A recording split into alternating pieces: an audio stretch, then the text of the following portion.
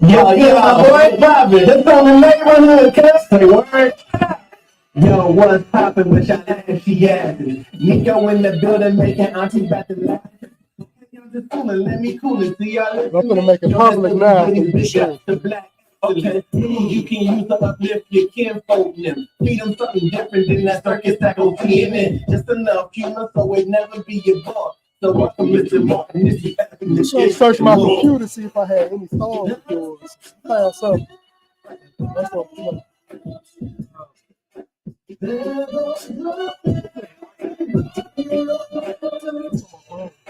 It's on my computer somewhere. It didn't pop up.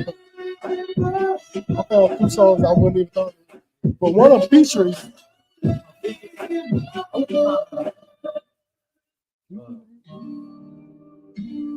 Yeah, okay. Yeah. Me and Siren. I don't know if I should drop this. People love this song. This song. Yes. Looking for your heart, but it's dark in the room. And it's public too. For the stars and got stuck on the moon. Yeah. It makes sense. She down to earth. And never sell your soul, just telling your worth. Yeah. Love like army girls, got you feeling fatigue. My heart cold like no I'm finna, it's pinned on my page. I'm finna tag you in the window. Keys to her heart, even Alicia couldn't give me the keys. She matched the lock with a handcuff, but don't answer the cops. Child, you my destiny. Michelle not asking for ride. And punching the clock inside, I'm not asking to watch. Put the Wayne Johnson on her finger, she flashing the rock. Yeah. Her eyes closed, we see the vision. And I pray that this God's will, not Jada Pinkett's. Look on the line like free throws, they hate the misses. She counting on me like 4 or 5, game 6. See, Cyrus so cold, wow. Hopefully my head's on the song. She counting on me like 4 or 5. Yeah. Come out with you seeing it.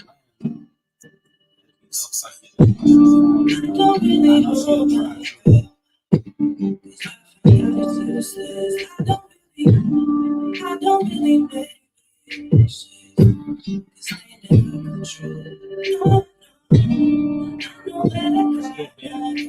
Yeah, the same way she was sick about how she had the vision. I'm trying to say like I got it in my head. The frustrated way because when I hear the song, I see the vision. You stay on I can't just follow your pride. You stay on I can let you How you Living. live? Family great. Kids healthy. What's important? Yes, sir. I'm swimming in shadow. I'm swimming in shadow. I'm searching for love.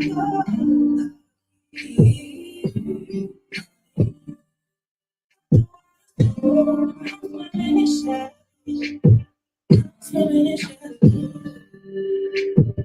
It's funny how fickle this love game is.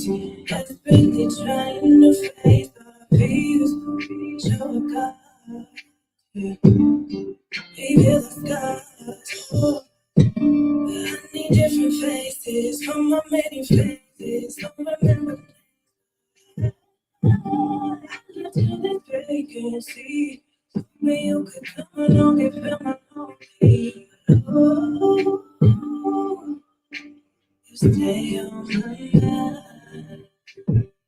Oh, I think I'll be better inside. Stay on my mind. I can't let you go.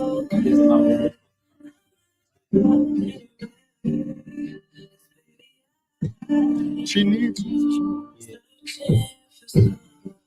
I didn't even know I had this. I don't know how I got it. That's the other. I was like, I don't know how I got it. The other song was Gemini. I gotta have more than that. So bad. Yeah, but you had to because it was on my computer. I'll download it on my computer.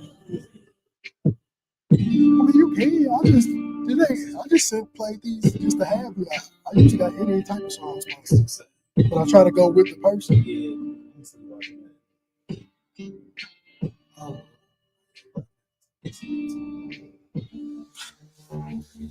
Let me use that light real quick. Maybe Beyonce. Hey, can you turn me on? Hey, it's 4:44. I know this shit's gonna bother me. This right here is dedicated to my son. I want to say, hey, this rap a lot. I'm not an ignition, so don't start me. But this dedicated to my son, like Charles Barkley. Let him read Matthew Steffine Urkell, jerk off me. Silently coloring hill, I kill him softly. Feeling like Jordan when he hit the cigar. Good kid, Mad City like Kendrick Lamar. Them for drink liquor, but they know that I'm killing the boss. It's all about drive, but you niggas can't fit in the car. Nah, just put my son through, I'm killing them all. Hands on the stomach and he kicking like Steven Seagal. This frame of mind different, can't fit on the wall. Like, I wanna buy them all, why they buying them all?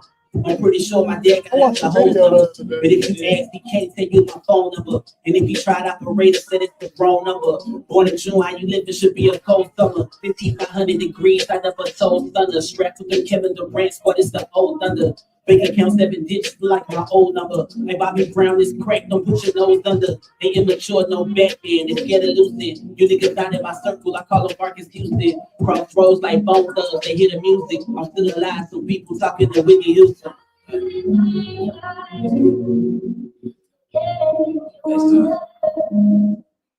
So try to be whatever you want to be in life, man. Living your way here. Promise. Yeah. Y'all want to see that body?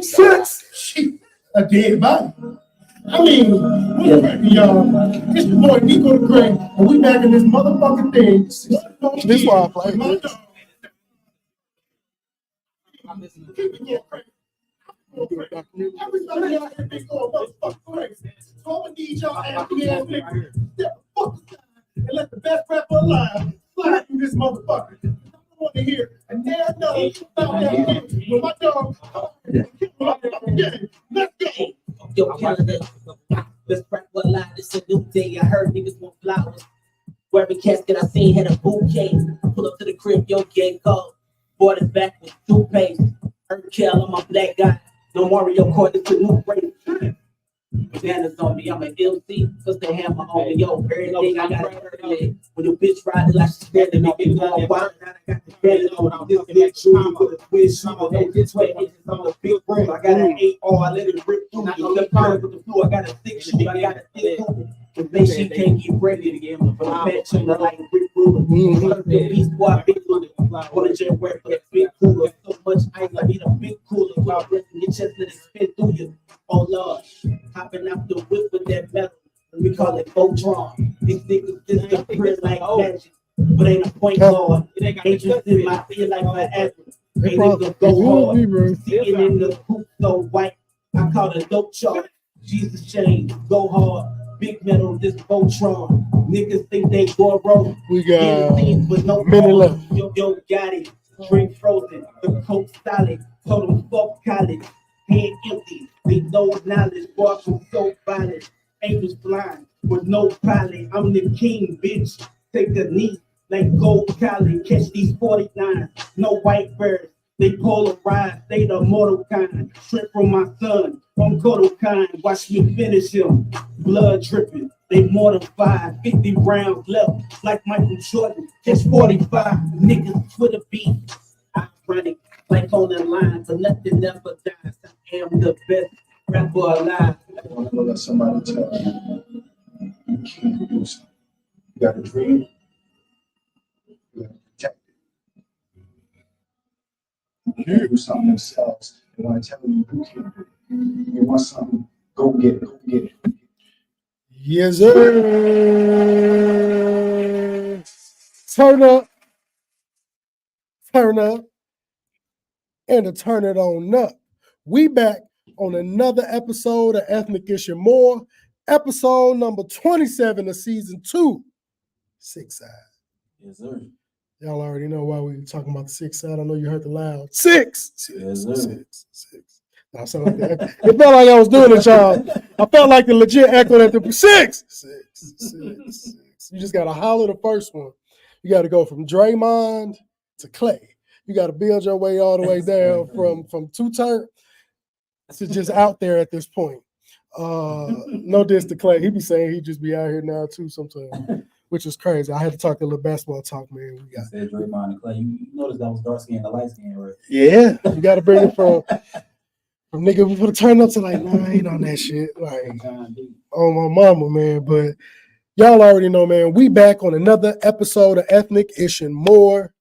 Like I said, episode 27, 6ixSide. I am your host, one half of the tandem, Nico the Great. And I got my wonderful, he's my guest co-host / interviewer / Mr. Done ran it back in this. I don't even know how many times, man. We had like, it gotta be 4 or 5. I feel like we done did. I feel like you came like 3 times during before I left up out of here. You came twice here. You did the barbershop, and then this your second time back doing it here. So this the 5th one? This the 5th one. For real? That's what's Yeah, up. I'm pretty sure. I'm pretty sure it's episode number 5 or 2. But I'm gonna let the man. I'm gonna let him introduce himself. How y'all doing? It's Mr. 6ixSide, Steffine Urkell.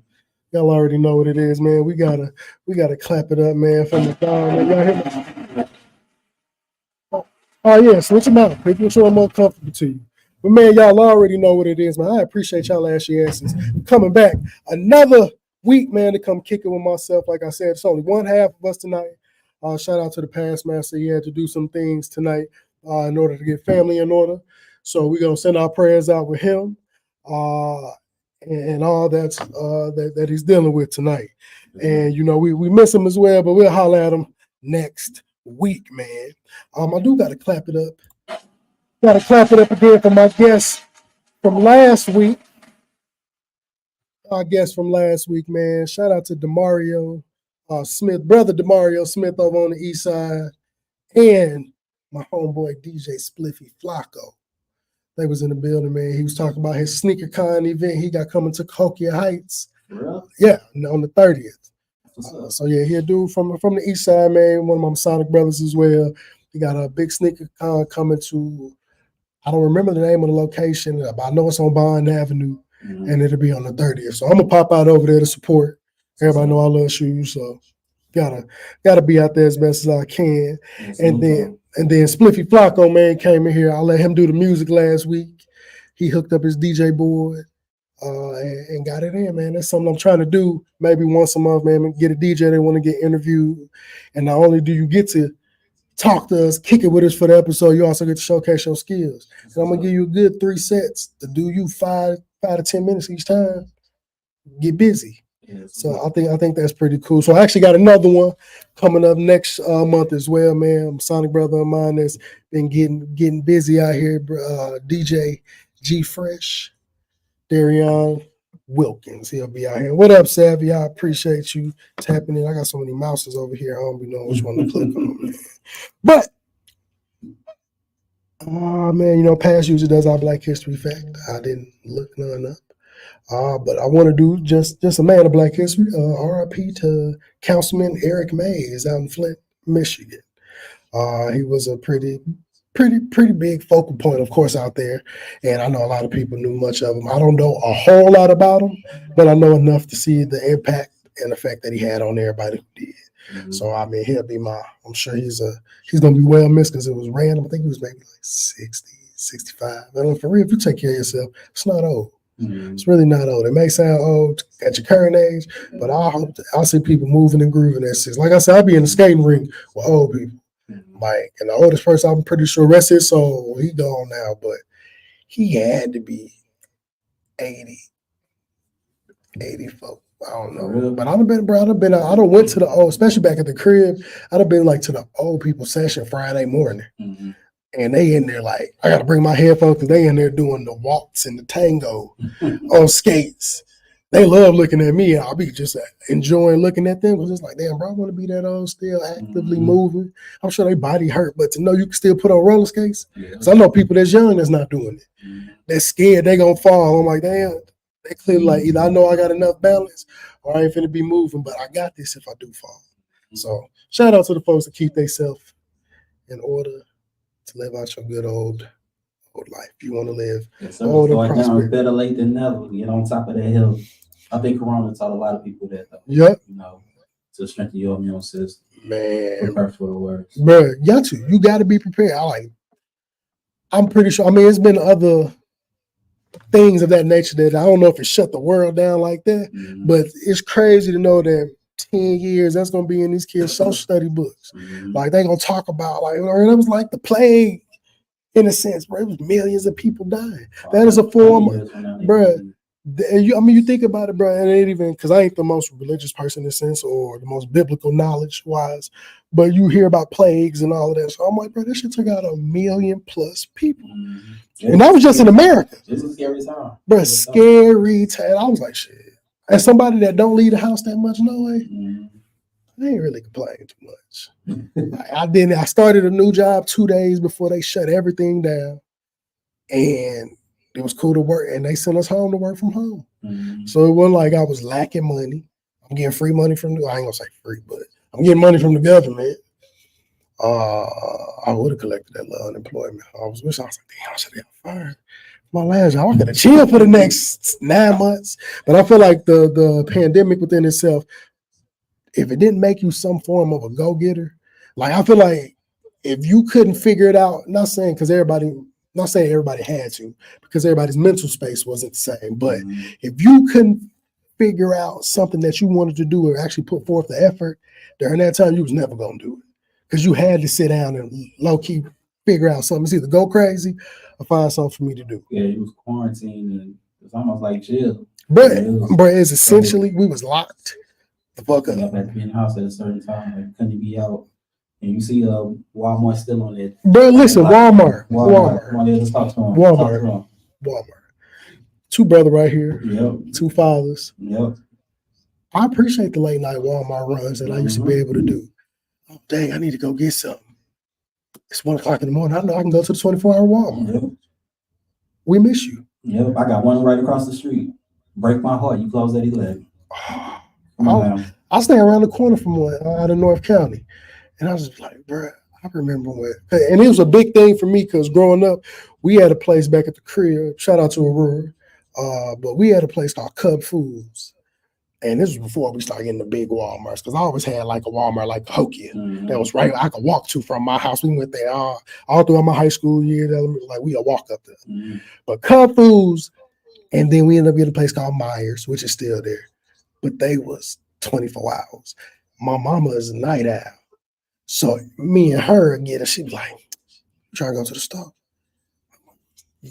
Yeah, come on. Like I get to go to the store. It's 2, 3 in the morning. We in her grocery shopping. Full-fledged. It's so peaceful. It's so peaceful, bro. It's that, and as an adult being able to do that in Walmart, I understand why my mama was doing the thing. Because it's like, who want to deal with potentially long ass lines? Y'all at Walmart now, I don't understand that y'all got 30 lanes damn near. And I could be accurate if you include the self-checkout. But y'all got 30 lanes. It will literally only put 3 people and they be spaced the fuck out. But y'all got 900 niggas that's walking around not doing nothing. Let's get the lines down, man. Nah, it's stupid because they got 2 people working 20 self-checkouts. But you got 3 on the register. And them 2 standing next to each other, back to back, texting the whole time. Make it make sense. I don't think it's gonna ever make sense for us, bro. And I'm just like Walmart. I will trade these Negroes to get my 24 hours back. What y'all need to do? Come stock a couple shelves. I help when I come shop. Like, what do I got to do? Because I feel like at this point, why y'all not doing? I mean, now I understand out here, like, y'all niggas be stealing. Like, I can't even buy white tees without having to call somebody over because the St. Louis ones got the plastic lock joint. That's crazy. Bro, I'll be wanting to go get me a pack of. I've been trying to buy a pack of white tees for a month. I ain't never heard about that. Bruh, They every white tea. Walmart I've been. I'm talking about I'm thinking Maplewood was okay. I'm like, maybe I'm a little. I know I ain't far from Negroes, but I'm enough to the city name sounds like everything is open for me to touch. Maybe try to Manchester. I think I'm gonna have to try that, bro. I'm gonna have to try that. Y'all gonna have me out of Festus. Like why? And it's not like I can't call somebody over there, but I may want to try a new brand. I may want to look at stuff. Well, first of all, t-shirts, drawers. What did y'all have to do with the inflation? Niggas was still buying drawers. Why are y'all $20 for 6 pair of drawers and 6 t-shirts? Right. What we do? I remember that shit used to be $10. Inflation. That's why when you said free money, I'm glad you took that back. Look, that's I had to retract that because we dealing with. But this is my thing. We as a country, and I was just talking about this randomly at the school today, towards the end of the day, and one of the grandmas that was there picking up her kid and the security officer. We got some of the highest homelessness rate probably in the world, even though we're not the poorest country or per se, we're the richest, because clearly we just be giving niggas money. But we got folks struggling, whether they in a house or not. Because there's some of us still struggling with a roof over our head. That's just a blessing. We got enough to make sure the roof is there. But we got enough money to fix countries that we mess up or fix countries that other countries mess up. Like, how much money have we sent Ukraine? It's been got to be over $100 billion. Examples, bro. But we can't take, because y'all niggas clearly got it to print it. Or y'all got somewhere to loan it and borrow it and move some money around. But I ain't saying, I understand you can't. I mean, you can technically fix homelessness. I think people came up with a number that it would do to fix it. And it was like, that's less than what we'll be giving people. How much was it? I don't recall. We gonna Google it. Because I'm curious. I thought about this one day. You know, how rich, how much is Bill Gates worth? And then like 7 billion, was it more than that? I think it's more than that. Okay, here we go. Because other people have looked this up too. New estimates suggest that $4.8 billion is needed to bring homeless services salaries into. I don't know if that's what we're talking about. What homeless service? What the hell is homeless service salaries? Let's say about $20 billion in homelessness in the United States. 20 what? Billion. It ain't 20 billion people here. No, let's say $20 billion. $20 billion to end it, to end homelessness. That means providing money across however many people is homeless, getting them adequate home. I don't know how they come to this consistency, because I mean, clearly you gotta putting them in a home don't get them a job. Right. So either they gotta continuously get these people a fixed income, right, or they gotta be calculating that, because 20 billion is a lot. Because I don't understand how people that is a lot of money. How can y'all can fix homelessness by taking away student loans? With a black person, they can fix homelessness. I'd say around 5 million, 10 million. You give me 5 million right now. Nigga, I'll tell you what I won't be. Homeless is that, goddamn. Like, I'm gonna be out. I ain't gonna say outside, because what do I need to be outside for? We know how to budget. We know how to spend over too. We really but do. We know how to budget to make stuff work. You got to, man. Don't take 20 billion to fix that. It don't. Well, we can't say the homeless people know how to budget because they struggle. But let me see. But no. So looking at whatever place gate is estimated 20 billion, because I see that on multiple things. So now the thing is, how many people are homeless in the United States? How many people are homeless in America? Let's say 653,104 people. And that's probably only accurate if they are doing a census. You know, they probably don't even out the census. Yeah, look, niggas with a home. I ain't filled out a census because you don't need to know. Just deduct the people in my house from what y'all counting. That's your number. Like, y'all already know where I live, and you count it up, man. Like, that's not my. I ain't finna help y'all figure that out. Right. All y'all finna go do is go to the highway city limits where it start, where y'all put the sign at and peel the number off and fix it. Like, y'all even know shit ain't gonna benefit me. Or figure out a way to more inflation. Like, man, Walmart, I'll stop complaining about everything if y'all just go back 24 hours. Yeah, most definitely. Like, even McDonald's stopped being 24 hours. You beat me to it. I showed just restaurants, bro. Like, nigga, I used to get a late night McDouble. Y'all already charging. Man, I ordered a McChicken one time. Well, no, a McChicken and a small fry gonna be $2.50 because they got a deal on that. Mm-hmm. But a McDouble and a small fry was like $5. Man, look, I was just talking to who was I talking to? I was just talking to my brothers and them about the dollar menu. That was one of the best times ever. Listen, at the bigger tasty value fry. The dollar drinks. It was the best of times. It was the worst of times. McDonald's cookies. Bro, when you can be at the lowest of low, that's when you was living check to check, you could still make it. Mm-hmm. Because now you can't live check to check. You can go there for $5. Bro, you can go there with $5 and it's like, all right, let me map this out. You straight. And don't let me have a quarter for the change. or at least 50 cents for some change, because now I can use my whole $5 on me. I got 5 items. Man. And it's not gonna go over 5, about 35. And I'm like, bro, I'm gonna give me a fry. I can give you an example. I'm gonna give me 2 big and tasty, a fry, and a drink, probably 2 apple pies. Bro, I'm gonna give it was about $5.50. I'm gonna give me 2 McDoubles, 2 McChickens, and a small fry. Because I can span them out for the day. I'm like, bro, I'll put these in the fridge. I ain't gonna eat them all right now. If it was a drunk night, I'm gonna give me whatever I'm gonna need. But hell, you can even get a combo. You still won't go over $10. Mm-hmm. And the only thing that can keep you on the $10 there is a fish fillet combo, which I do get because I fancy the fish fillet. But I can't eat it, bro, that fish fillet. My mama like that. I can't eat it, bro. The fish fillet so far. You gotta get the extra tartar sauce. Put some ketchup on there if you need it. I don't always gotta do that. I dip it from my fries, but fish fillet. I feel like you extreme getting the double fish fillet.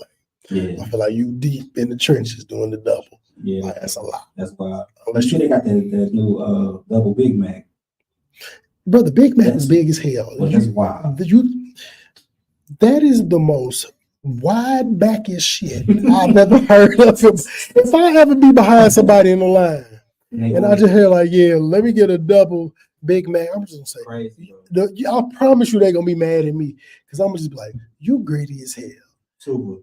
Unless you finna split this. That's what I was about to say. It's like, I got 2 kids. They like it.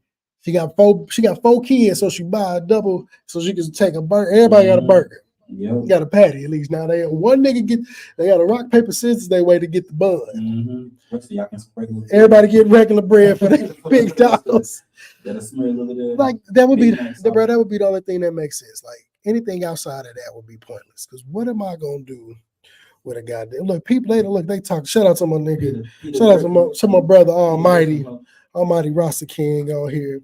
Look, TZ, the goddamn dollar menu used to be fire. Who said it? They said what? The homegirl Teasy talk about the dollar menu used to be fire. Like it was life changing, bro. Listen, dollar menu got me through some times at the Lincoln University. And they need to bring back them cookies. Remember the cookies? They still got them. Cookies. Vanilla, hold on, vanilla. Remember the vanilla cookies? Talk to me, nigga. You on something? I don't know nothing about these. You talk about the 3 chocolate chips. I'm talking about the chocolate chips. They ain't $1 no more either. But you won't. They had like some little corner store, little vanilla cookies, bro. They was fire. Bro, you remember the coupon thing they used to have? They used to have the bro, I stay with the coupon. We must ain't had them up north, bro. Because I ain't never heard it. People watching. Have y'all had the McDonald's vanilla cookies? Eat them with the ice cream. I see you finna have me back on Google. Eat them with the ice cream. Hold on now. You remember because that was the actual characters from. Oh, bro. Okay. Saying the characters. I know what you're talking about. That was fire, bro. Them was some of the best cookies. I don't know. It was like a graham snickerdoodle. I don't know what it was. What's the ones at the dollar store with the rain ones, the butter cookies? Which should I mind of them? Yep. Look, I can't. Matter of fact, why am I doing this? That's the weed. Because I know that I can pull my screen up on the other side. Here we go, man. If you look at, oh yeah, I done put it up there for the people. They can see it. They can see it, man. Look, I'm gonna flip it for you because we'll flip your camera back. Them cookies, boy. Them cookies. Bro, if you wouldn't have said characters, I wouldn't have remembered what you was talking about. With your ice cream? Bro, McDonald's used to have some. I mean, I know we trying to be healthy now, but the Mighty Wings from McDonald's used to slap.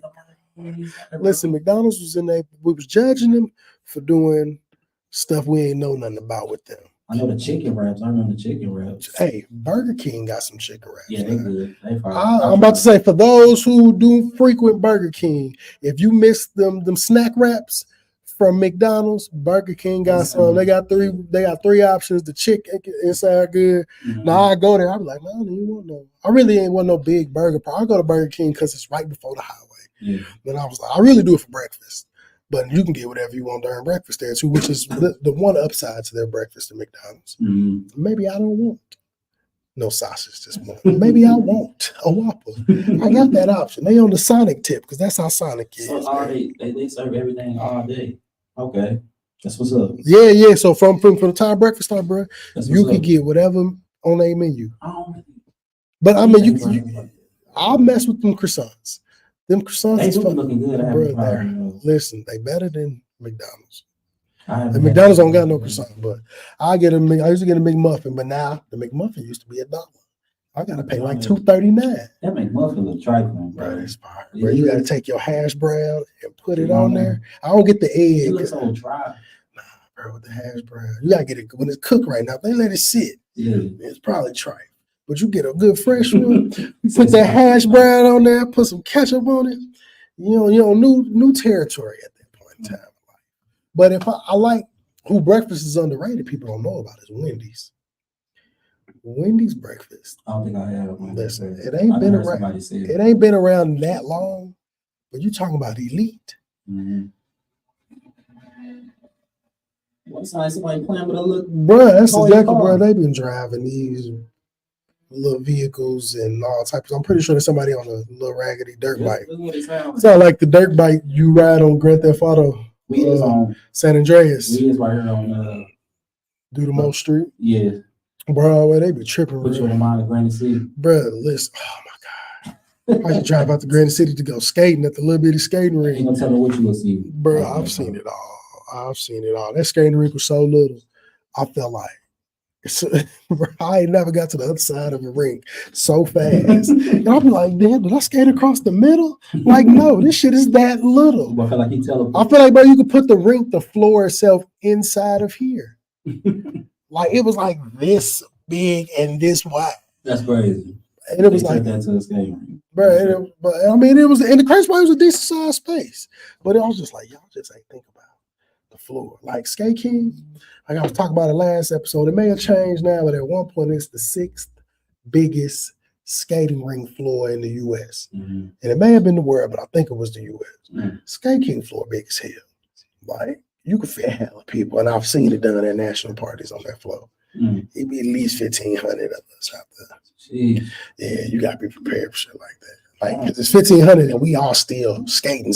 So we not bumping into each other. Some people will, depending on if they don't know how to pace themselves. Mm-hmm. But you got to know how to pace yourself for what you're doing in the amount of space you allotted. And always remember, everybody out there, 97% of us can skate. Mm-hmm. So just worry about yourself. Pay attention. But if you worry about you, nobody gonna hit you, because everybody worry about them and they try not to hit people either. So we are a floor full of people trying not to hit each other.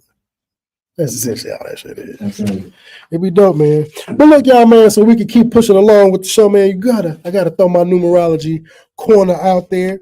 Everybody know that I'll try to drop some knowledge on the number. Hold on. Wait for a second. Man, I went to. Oh yeah, bro. You can. Oh yeah. The one on Lindbergh. I ain't had no breakfast. Like, the first time having a breakfast when I was leaving from Jeff City one time, bro. And I just grabbed to get on the highway, and I'm like, what are they talking about on Lindbergh? That was Almighty talking about he went to Wendy's one time for breakfast, and the store was so filthy he just left up out of there. Wow. I could believe it, bro. I could believe it. No, nobody go there. Wow. But surprisingly, it's only 2 Wendy's out. Sorry, hold on. So what's your favorite breakfast place to go eat breakfast at? For those that eat breakfast, they probably watching. They need to eat somewhere. I ain't went to too many. I mean, my go-to always gonna be Waffle House. I had that this morning. Like, I took orders from school and went up there. What's the old school place that's in St. Louis? I'm thinking of. They known for their breakfast. Was it Goody? Pancake House. I cannot think of. They got some good breakfast. Nah, it's real old school in the inside. You go sit on their seats. They probably got some tape on their seats. I mean, the only big places I've heard breakfast wise out here was Goody Goody, the Old Pancake House. Gonna have me looking it up. It's a place in Ferguson that the dude from Goody Goody used to cook at. It's called Elicious. That's decent. I gotta go back there and get him another chance. So I can't say. You gonna know exactly. But you know, I ain't gonna know. I ain't from here, so I know I definitely ain't probably never been there. You didn't say your favorite though. Man, I've been here long. I mean, I've been here 5 years. No, this be my 6th year. 6th year living out here, man. It's been pretty cool, man. But let me put my numerology corner, man. Number 27 is one of hope, faith, and trust. It is also a number that signifies belief in self. These qualities make you the person that you are. You will achieve your higher purpose if only you believe and trust in the divine realm and universal energies. Angels will always guide you and support your every decision, so long as that said decision is positive. I mean, it's pretty much self-explanatory, I think. Shout out to my boy D the Barber, man. I'll make sure y'all get over down there and rock with them. Yeah. That's Shout my boy. out to D, that boy. Doing it big. Y'all get over too. Y'all gotta get to the spot too. That boy got cut. Oh yeah. On my mama. It is well worth the money. The whole team, just a good vibe. We had them up here. We was like 10 deep on the screen. So that was a good episode. I done had him up here twice. So yeah. And then I had him bring the whole squad. Yeah, I think this year was maybe a couple after yours. Between 3 and 7 episodes after yours. So, but I know the whole squad. Okay. He said salute. Gave the salute to Steph. It's crazy. Ask him, do he remember when I told him he was my bodyguard? Brother, he heard you now. He gonna tell us if he heard it. Look, shit, he can be. That's what I was going to say. He can be. Ain't no little dude. You gonna have to. He gonna Cam Newton niggas. You definitely gonna get into that. But yeah, man, take what y'all got from that numerology corner, man. Believe in self, trust in self, faith in self, and I mean, just continue being the person you're gonna be. Continue doing what you're gonna do with the positive mindset that you're going to get out of what you're putting into it. Don't nothing happen without you putting in some effort and some work behind it. But make sure when you do that, you trust in yourself, you believe in yourself, and I mean, ain't nobody gonna believe in you better than you. Mm-hmm. So, and when people do believe in you more than you believe in yourself, then you truly are international. Think about it. Then nobody want more for you than you want for yourself. I used to hate hearing people. I hate hearing people like, I want more for you than you see for yourself. And it's just like, that's a crazy concept that somebody cared at. And I've said it to some of them kids at school. And I was like, hey, bro, I should never want you to do better than you want you to do better. Right. Me wanting you to succeed in life is just to make sure that it was something I missed along the way that could have contributed to your failure. Mm-hmm. But ultimately, people do have their circumstances, but your circumstances only define you for so long unless you allow it to define you forever. It's stuff people deal with as childhood trauma. Of course, they still carry that baggage, but the goal is to take the necessary steps to make sure that's not a hindrance on your life once you become an adult. Because once you're so far removed from something, yes, the mental is there for it, but at some point it's going to be your fault for why. You can't keep blaming it. Yeah. Like that's one thing I hate. Like with kids at school, they always, I ain't do it. They made me do it. I'm like, bro, can't nobody make you do nothing. You got choice. Mm-hmm. You chose to go through it and do whatever that you chose to do. Right. Don't blame it on the fact that somebody made you do it, because that's not true. Yep, it's all right. And it's a horrible cop-out. And it's definitely not nothing to, it's a horrible trait to have, especially going in. I'm like, you're doing it now, you're going to go into adulthood doing that, and you're going to never obtain accountability. Man, ain't nothing worse. A kid without accountability is horrible, because if they ain't never taught it, it's hard for them to develop it. But an adult that continue that, because y'all keep remembering the kids that y'all aren't raising the way that some of y'all need to be raising them are going to be the adults that we got to deal with later. So, parents, Let's do what we supposed to do. Yes, sir. Like I know you being in education, you see it. Me being in education, I'm educated. So shout out my auntie, she been in the education field for a long time. And it's just like, yes, I put some accountability on certain choices that the kids make when they're in the school setting. But a lot of their choices stem from a lack of accountability that these parents take upon themselves. Mm-hmm. And now you raising little tyrants that you dropping off at school because it's a babysitter service to you. But we straight got to deal with them kids. And I be telling them, I'm like, hey, when you come through that door, bro, if you need, I offer that as somebody that be in the institute. They look at me as like the school disciplinary. So when a kid do something, it's like, oh no, I ain't trying to go see Mr. A. Mm-hmm. Because I'm finna give you the tough love that you need. Because some of them kids just don't get it. Some of them kids straight up just don't get it. Yeah. Some of them kids just straight don't get it. And because they come from families who lack accountability, they horribly lack accountability. And it's just like a cycle that ain't gonna never end. Mm-hmm. And I can instill ways for them to learn it, but then you gotta go home to your parents or whomever raised you. And I done met some of them. Once I meet a lot of them kids' parents, I'm like, oh, it makes sense now. I see why you are the way you are. Kids raising kids. Bro. Yeah. Repeat that for the people who wasn't listening the way they need to. Kids. Like it's kids raising kids, and that don't necessarily got nothing to do with your age. Because if you still dealing with shit in your life from being a kid that was a messed up life, you ain't doing nothing but passing that down. If you ain't figured out how to heal, I hate how trauma will continuously get passed down. Ain't nobody decided like, let me try to stop this. And it sucks. You got to be the one to break it. I hate when people they feel obligated to break a generational curse that really shouldn't have been bestowed upon them. But because I don't want to pass it down to my child, I have to put my foot down and take whatever lessons come from me trying to break this so that my kid can see that you ain't got to struggle. Right. And that should be like everybody, bro. I'll be seeing the grandmas got to deal with. We complain about grandparents not wanting to be around nigga. I don't have that issue. You got the kid. I seen a post today talking about how the grandmamas and them, they don't want to be grandparents like how we was. Like everybody know we was all dropped off at our grandma's house for hellas while our mama's daddy was doing whatever. Being outside like we is now. But then they are turning into the grandparents that don't want to do that. I don't have that issue because my parents don't live here. So I love being in my grandma's house though. I got so many memories. Bro, I enjoy it. It was some of the best times of my childhood. I got three grandmas.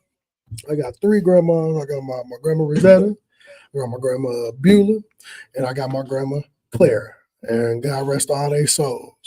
I got a memory at everybody's house. Mm-hmm.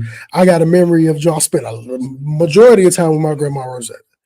And my grandma Beulah was in Memphis. Mm-hmm. And my grandma Claire was just across the town. So my mama made sure to have me there. My daddy made sure to get me down there. And the memories was super fun. So I love that I've been able to provide that for my kid. He got to meet all of them before they passed, and which was a big thing that I wanted.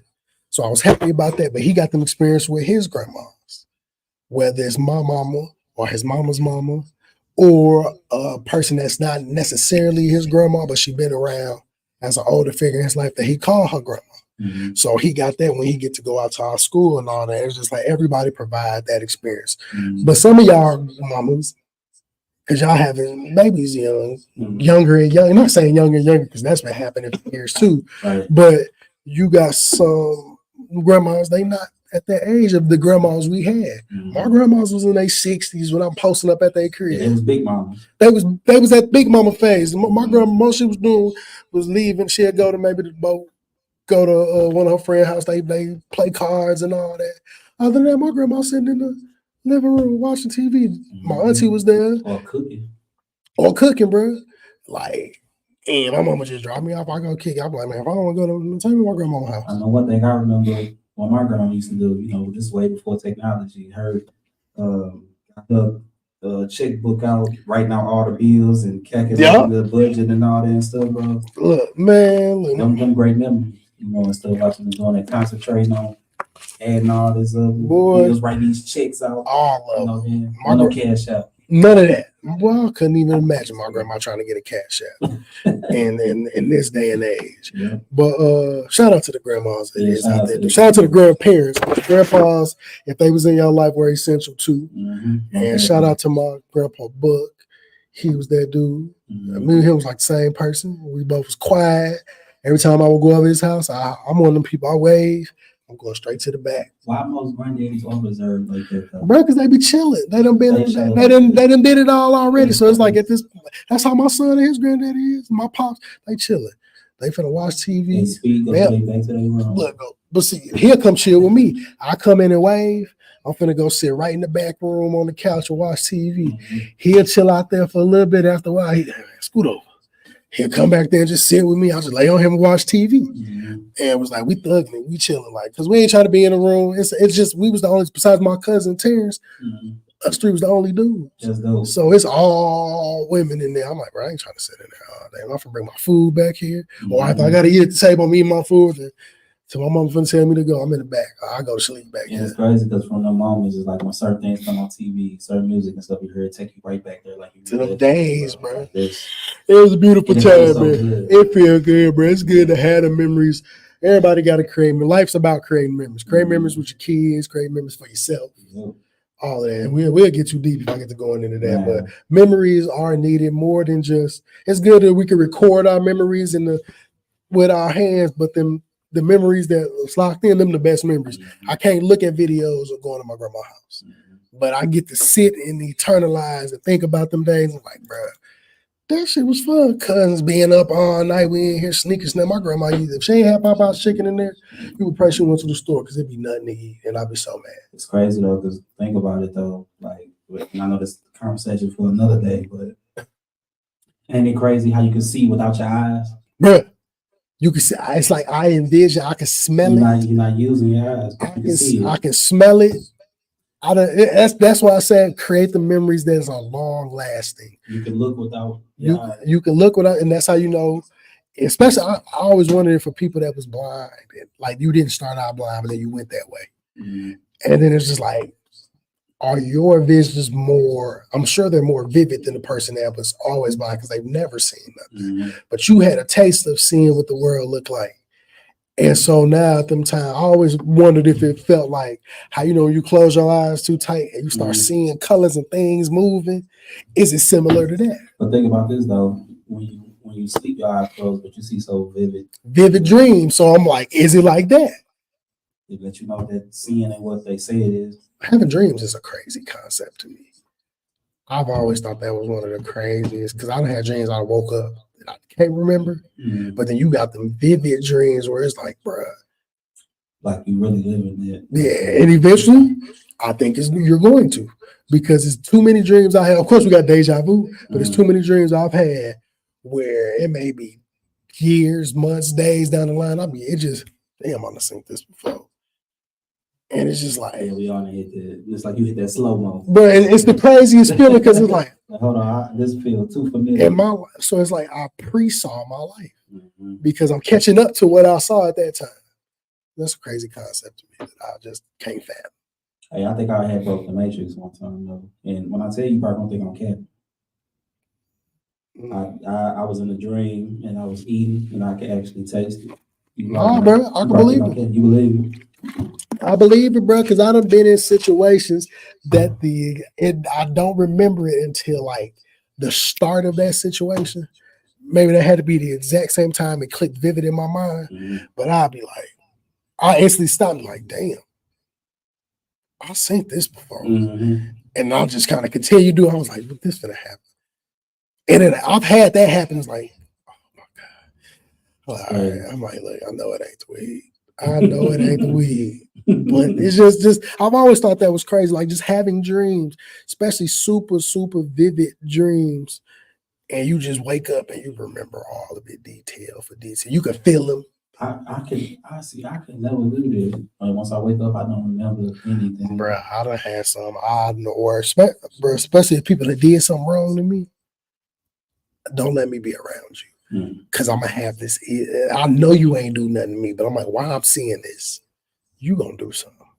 So I'll be looking at I had to train my mind to stop getting mad at people. Hey, but how you feel about this? Because I always thought about this too. Like when you dreaming, and I know you done it before too, and everybody is watching too. You in a city, and that's a city that you have never been to in real life. You don't even know if it exists for real. Like you in areas and everything that's like how's your mind creating that, and also seeing people that you have never seen on a daily basis. Like it's something to it or behind it, like for real. Like it's deeper than what we think. Nah, bro, I done been there. That's also, like I said, I've had my deja vu in these other cities before. And it's just like, in that moment, it's like, sometimes, like, I ain't never seen like no landmark in the dreams where I'd be like, oh, bro, I was over at such and such and such, and I wonder why I was there. But it'd be like, I'll be in, maybe in a hotel, walking down the hallway, somebody walk past me, I'll be like, damn, I've seen that nigga before. I don't know your name, but I've seen you before. And I had that weird in real life. Like I rode a train one time to Chicago, and this Mexican dude sat in the seat with me. We talked for a little bit, never seen him from a can of paint. Didn't see him for years. And we both, I think we was leaving from Aurora, or I don't know when he got on the train, because I don't know if he got on in Aurora. But we sat next to each other. He rode all the way to the city, dispersed. And then I was young because I was going to my auntie house, I believe. And then I get a job at high school. And then maybe months into it, that nigga pop up. And I'm just like, bro. And I got jammed up because with him. It's just a weird, like, just to see somebody that I've seen. I'm like, I seen this nigga when I was like two years younger than I was now. And the job I had, I was in high school, senior. So just to see him again, and I'm like, bro, clearly I was supposed to run into you. But clearly something in the midst of that, we end up being bullshit involved. And you know what, though? I think, like how the Bible say, be careful who you speak to, because when you entertain strangers, that might be angels. I think so many times these people we be seeing, I don't think they real homeless people. I think they be tests. I think they angels. And it's a movie that came out with Terrence Howard in it.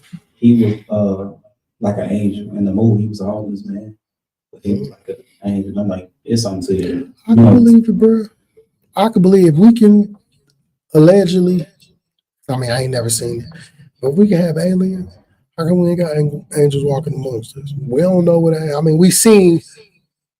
They got a visual because an angel don't look like what people think of with the halo and the pretty white wings. Like I've seen some wild looking depictions of what an angel is supposed to be, but it's just like I feel like it's people because you got some people that come out of nowhere and just do kind-hearted stuff for you. And it's either you can't fathom it because you would never do it for somebody random, but you don't know why somebody randomly did it for you. Just like when people random in a store, and unless you record for YouTube, but that's still a blessing too. It may be recorded, maybe it's supposed to be seen, but people just walk up and just give you umpteen amount of money. And it's just like, yeah, I know you're doing it for content purposes, but it's a lot of people you walk past before you chose me. So it was fate that I was supposed to come across you and receive what you are given. And it's up to me to put that back out into the universe. So it is what it is, y'all. But before we get all deeper in this thing, man, I want to get into another favorite part of my show that I've added called Sneaker of the Week. I gotta put it back up on here, but I gotta show y'all what I got on. I finally wore these for the first time this day. God damn. Sitting on my book bag, it won't let me move. But these are Jordan 1s. It is a triple way collab. I can't say it. Beffy, Sophie Beauty, Union LA, and then the Jordan brand. This was their summer of 96 Jordan 1 that dropped this summer. Fire shoe.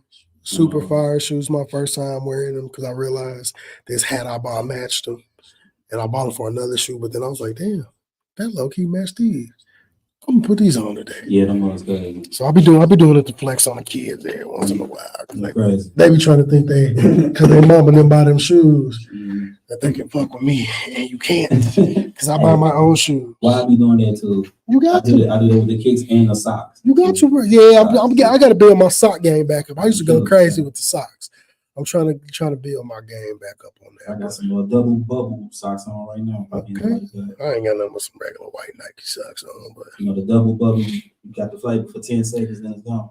Oh, I know what you're talking about. Man, listen, that was by far the worst fucking gum of our childhood because you literally have 10 to 30 seconds to get all you can get out of this. And then unless you just thrive off blowing bubbles continuously, and it's tough. Like they was giving this out for Halloween. I'm like, bruh, my jaw hurt. It took me 15 minutes to make this gum chewable. And at this point, that gum won't work for them. Or that, and the one that was in the baseball bag that made you think it was like chewing tobacco. That shit was definitely not working. Damn. The grape flavor stayed for like 10 seconds. 10 seconds, bro. It was just like opening a vest. You got 35 seconds to drink this for your fizz. After that, you now have juice. And I just can't figure out why vests don't call the people that provide the carbonation for McDonald's. Sprite. They sure don't last your whole combination. You don't. You have to drink. You can't, unless you are going to commit to drinking it. Do not open the vest until you are ready to chug it. Yeah, if that top is off the top of it for more than 10 seconds, it's a wrap. Yeah. All the bubbles, the little 6 bubbles they had in there are gone. You over with. Like you got to test it. You got to shake it halfway through just to see if it's something that you're gonna see nothing but juice. I thought it was just me. So no, bro, it's universal. I've discovered that because I ain't grow up with this. We ain't had that shit. That's crazy. And I got here and I'm like, it's cool. They got a lot of flavors. I ain't messing with 80% of them. Just give me some regular. Orange is fire. But it go from orange to orange flavored juice in a span of 2 minutes. And I'm like, damn, it's like they count the carbonation bubbles they put in there. Like they got little droplets that put 6 carbonation bubbles per vest. And then from there, you just got to shake it up, them spread out sometimes. It's a hit or miss. Like you going like they need expiration date on their shit. Yeah, that's why what the bottom is. You know what though? Do Fest be having it? Which soda is that you can't see the expiration date? It's probably Vest. It's probably Vest because they say juice don't expire clearly. They're like, bro, that's why we don't put so much bubbles in it. So this shit lasts. Bro, never buy a 2-liter Vest. Buying a 2-liter Vest is the most pointless shit you can do. Unless you play, it's like buying the two. Don't you want a cheap 2-liter? Go to the Dollar Tree and get that big 40-ounce. Of orange, so they just say orange on it. The carbon, they got so much carbon, but also you better when you put the top, you got to twist that motherfucker back on. Hey, remember Walmart had them fat ass bottles of soda. Some great values. I used to smash them. They had them real big ones. The fruit punch. Yeah, that fruit punch is still legendary. That fruit punch is still legendary in my book. I used to college days. You go in there and get a big old 2-liter. 79 cents. Days gone, bro. Like a 24-pack of water was like $1.48. I can't believe how $100 used to do me straight in Walmart, especially as a living on my own with a kid. When it's my week, I spent more on dog food than I did on food at the crib. Like I was like, bro, this is love, because dog food prices didn't change. So how come dogs was living fine during this pandemic? And then I'm like, y'all getting greedy at this point because y'all could have been made that shit come back, man. But like I said, with my shoe of the week, man, we're just gonna talk about it real quick, and I'm gonna bring it up. It's a basketball shoe. We're doing a hoop shoe, man. It's a question I asked later, but I'm gonna get it out the way. Basketball players, man. Who is your favorite current player? Favorite current player? Like just hooping right now, this season. My favorite current player, I'm gonna say is Jokic. I like Jokic. And the reason I say Jokic is because every stereotype of what you said with a basketball player, what you thought a basketball player is supposed to be, he is the complete opposite. The complete opposite. He's slow. Dead body, slow, can't jump, not fast, everything you're not supposed to be. And that the best player. nigga get buckets. Unstoppable. He just passed LeBron on the triple-double list, Unstoppable. which is crazy as a center. Getting like to see a big man move. 'Cause I remember when he came to the league, he was still big. Then he was like, all right, fuck it, I'll lose some weight. But people saw it. I was watching. I watch a lot of basketball themed podcasts. So like, Me too. I catch. I like. He's so damn funny. Gilbert be saying what everybody be thinking. He just not scared of somebody. I'll be seeing the dude that hosted with him. He'll say some shit. He be like, oh. These views and opinions are Gilbert's alone and not of the show. He be like, nigga, you try to lose every endorsement we got as fast as you. Kenyon Martin is a great person to have, and I like when Brandon Jennings be on there too. I dislike Rashad McCants. I think a lot of people don't like Rashad McCants. I think he is slow, and he needs an IEP. Because he's tripping sometimes. The only thing I agree with him when he was talking about Kobe. I agree when he was talking about Kobe, how they like try to erase him. You know, to him, he should be at the top conversation. I agree with him. Outside that, Rashad. But I think the only reason that happens is for the simple fact of Kobe game was so similar to Michael Jordan. We knew that's who he was emulating and who he really kind of was chasing after. And being that like LeBron, the way LeBron been that nigga since he touched the league. Like far as putting up 20 and better, scoring wise points, like he been doing it and consistently the whole time. For the fact that he is like 40, he's 39. This is 21st season. Yeah, 21st season. And he's still averaging like 25 points. It's crazy. That's crazy. It's crazy. The shape is crazy that because I heard he spends $1 million a year on his like regimen to take care of his body. And I'm like, that's if somebody. Now he's just pushing it to see if he can make it to where his son. And I hope his son don't make it off of the strength of who his daddy is. Because right now, bro, don't try to go to the league. If somebody pick you right now, it's because they trying to get your daddy to go there. And it's gonna be, and you're gonna be a second round pick. He ain't as bad as if Giannis' brother can make the league. Put Bronny in the league. I watched an interview with Dame Lillard and be like, bro, he said Giannis' brother, he was like, I mean, which in essentially Giannis' brother amongst NBA players is ass. If we put Giannis' brother at Gold's Gym, he gonna fucking get buckets because he's one of the 450 people. And I always tell, he's not gonna be Giannis, bro. That's not no little nigga. Like he big as his brother. I'm saying, but listen, bro, he gonna hoop, bro. He fuck up by himself with no defense, them shots, because he not built. Ball, bro. He's not built for that. I'm saying that's gonna happen at Gold's Gym, little kids gym, midget court. You could put the 15th man on every team in Gold's Gym, and they gonna look like Jordan. Because they're playing against regular niggas who couldn't make it that far. They still pick. It's only 450 people at a given time is put in the league. They trash because we watch them play against niggas who are amazing. So you think Joakim Noah a kid too? Joe Kim don't average the double-double in the league. He just was a goofy-ass player. That boy trash too. Shit. Joakim Noah was part of the team. The only reason they ain't got no championship is because of Brown. Who he's going on? He play other centers. He's unorthodox in how he play, but he's a national champion. From college, he put up buckets with their team. Like that, he do what he's supposed to do. I don't expect that nigga to shoot further than 5 feet. I don't want him to do nothing past 5 feet. And I've seen him hit around 10 foot. Joakim 5 and in. That 10 is very questionable. And I said, I've seen it. You said it being nice. I was like, and that's why I said I've seen it happen. Was it all the time? Hell no. But that's why he also wasn't in the league that long. But Joakim Noah did what he was supposed to do for the type of player he is. For his role. He wasn't no fucking worse than Luke Longley. And Luke Longley got 3 rings.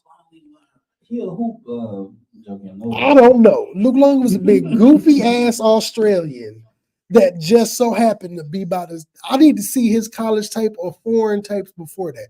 Like, look how good Tony Kukoc was good on the Bulls. Nice. But he was, we know him as a spot up shooter. But look at Tony Kukoc Europe League. he was that motherfucking nigga over there. But getting over here with the other 440, I don't even know how many teams at that time, but other 400 plus players of the best, he wasn't the same European dude. It's the role he had playing through. But if he'd have went to another team, I don't think he would have been there. It ain't like Luka. Because think of Malik Monk. Like when he played with LeBron on the Lakers, look at him on the Lakers, but look at him on Sacramento. And he get to do more because they play around the same type of position. And when you play on certain people, come on, now he with Jordan. You gonna stick to that role, anything in between the legs. But I've seen Kukoc play for other teams.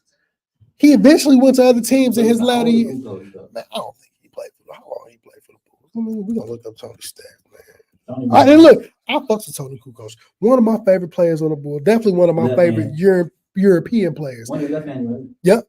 Tony Kukoc but he was from Croatia. Mm-hmm. Like he probably was the only person. His averages for career-wise, 11.6, 4.2 rebounds, 3.7 assists. That's not horrible. But you know what you got me thinking about? Because they did, remember when they first met him with the Dream Team.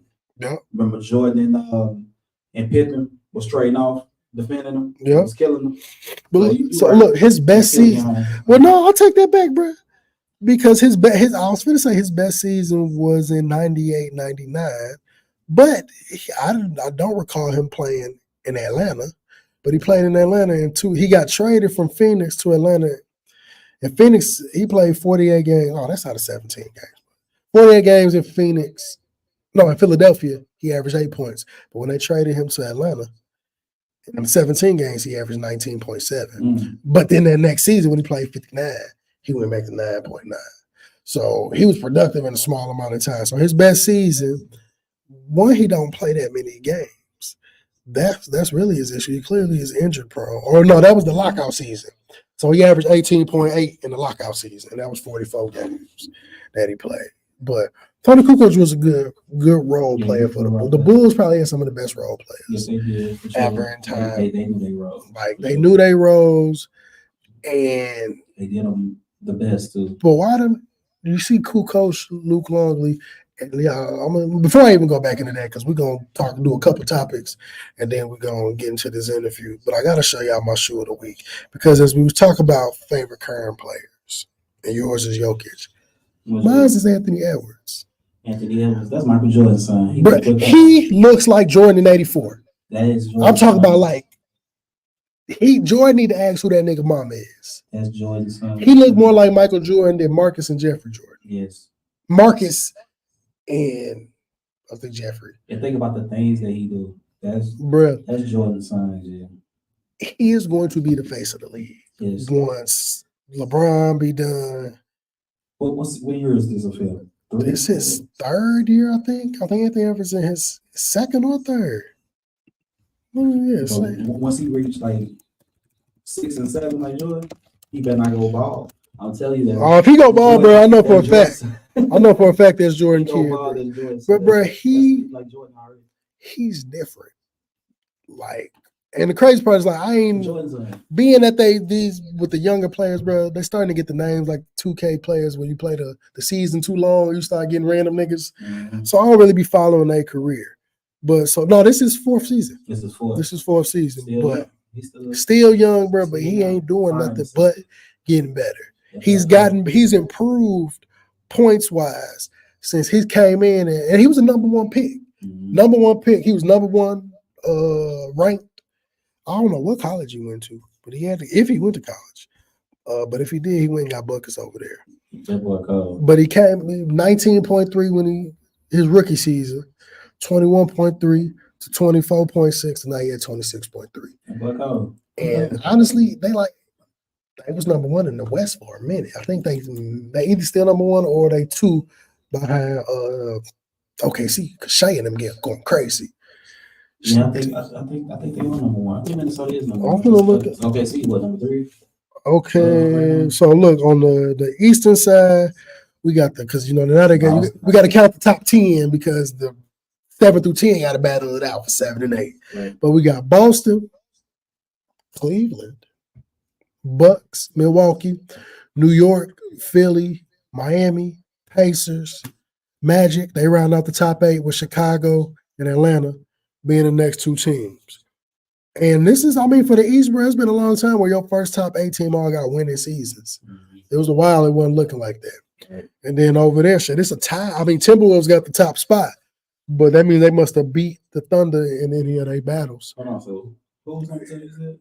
On the East? On the West. You did what that? Thunder. Thunder's number 2, Timberwolves number 1, but they both 40 and 17. Okay.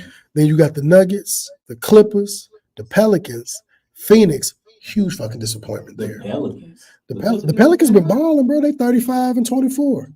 They been hooping this year. Brandon Ingram then came back to life. Zion hooping.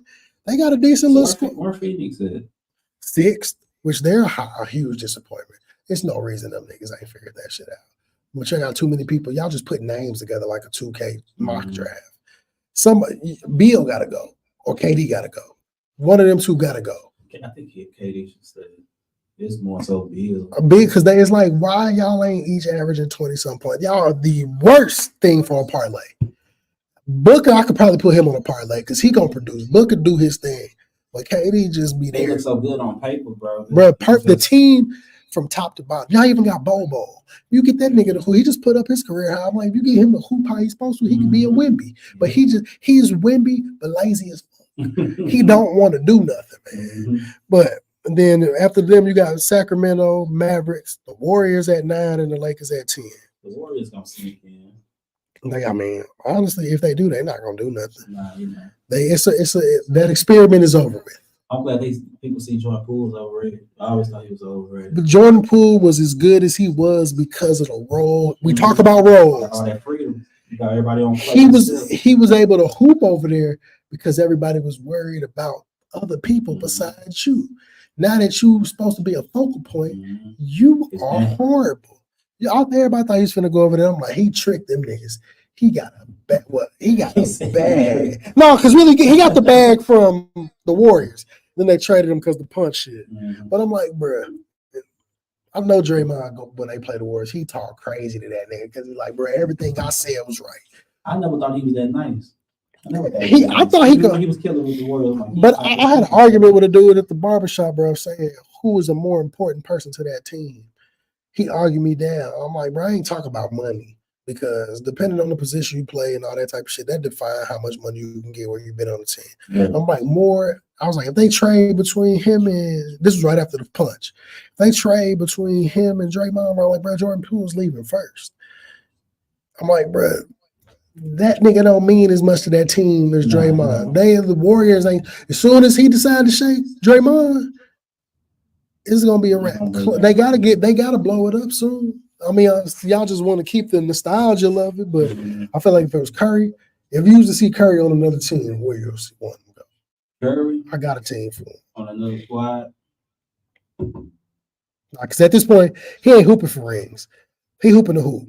He's hooping to show he can still hoop. If he can make a team better, then that's going to be beneficial. He'll make the playoffs. He need a team that's running and I'd say, man, I like him on Boston, bro.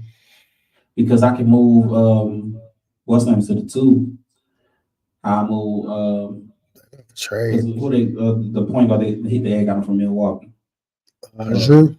I put Drew So make a small lineup. Yeah, I can hide Steph, still put Drew on the tougher guard. Put Jaylen Brown. He can play 3.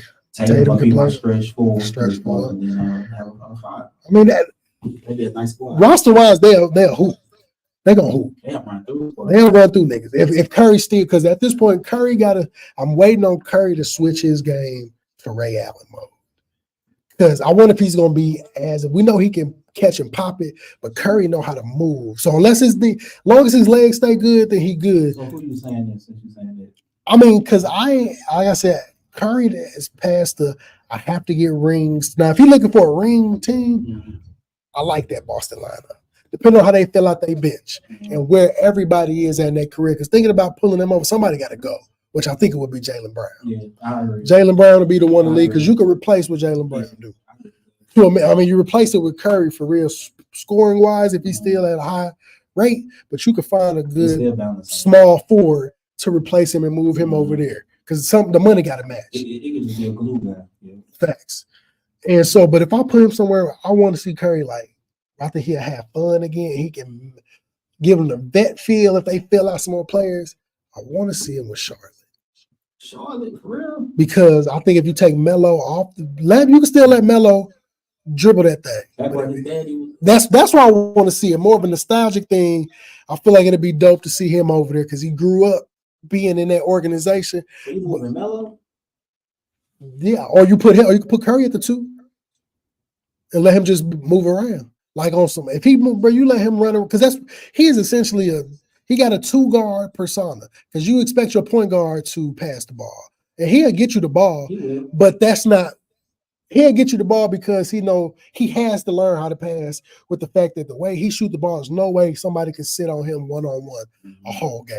You don't got the ability to. Like, I don't care how good your defense is, this nigga is too shifty for one person to hold him. So they got to double. So he needs to know how to pass to be able to get that shit out to other folks. But I could see him being over there. If he could, they got a whole bunch of young niggas. They just need direction. They got a good squad. They just need direction.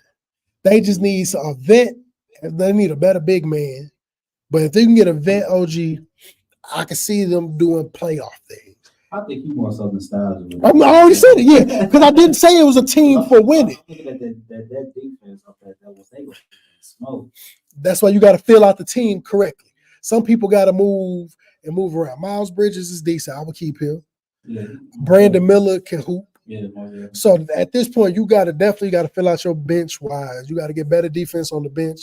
You can move a couple more pieces around. I would keep LaMelo unless you could trade him for somebody that's worthwhile, but I wouldn't trade him because I think the way he get the ball off and the way that nigga can shoot the ball will be a crazy backcourt. You know what would be crazy too though? If he went to with Phoenix, Who they gonna get rid of? He's Bill. Yeah, but him and KD, I seen what him and KD could do. Him, KD, and Booker.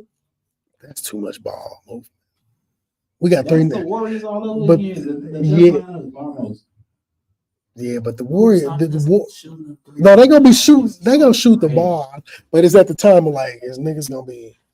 I don't want to see KD and Steph again. I would like if you got to give them a point guard, Miami would be. I thought that too. Him, Jimmy Butler, Bam. Jimmy Butler. That's a fire. A good 3 trio. I like that. That's fire. Like I can see that. Yeah. I can see that working the way like people need that to work out. Because they can do all the tough stuff for him. No, yeah. Yeah. Shout out to Mr. Harris from the school, man. But Curry, I think it's time for Curry to go. Like, because also he basically stay there just to live out the whole I'll be here. Money wise, anybody gonna pay him. It's Curry. This is the kid we didn't think was gonna make it because his ankles was bad. He figured out how to shout out. He's so loyal to the Warriors off the strength of they gave him that 4-year, $44 million deal, $11 million a year off of potential. And then it was like, all right, bro, I got my ankles right. Oh, I bet he maxed that out as soon as he got the ankles right. He's like, oh yeah, bro, y'all got me for a year. Y'all got a ring up out of me for the low. I need that bread. So he's worth every penny. He is. But he needs to like I said, I say Charlotte for the fun aspect, nostalgic aspect. Seeing Curry out there, it's on some cool dad shit. But also he ain't gotta move around with the I need to obtain a ring. It's different when you at that stage of your career. It's like, bro, I have to win. This is about winning.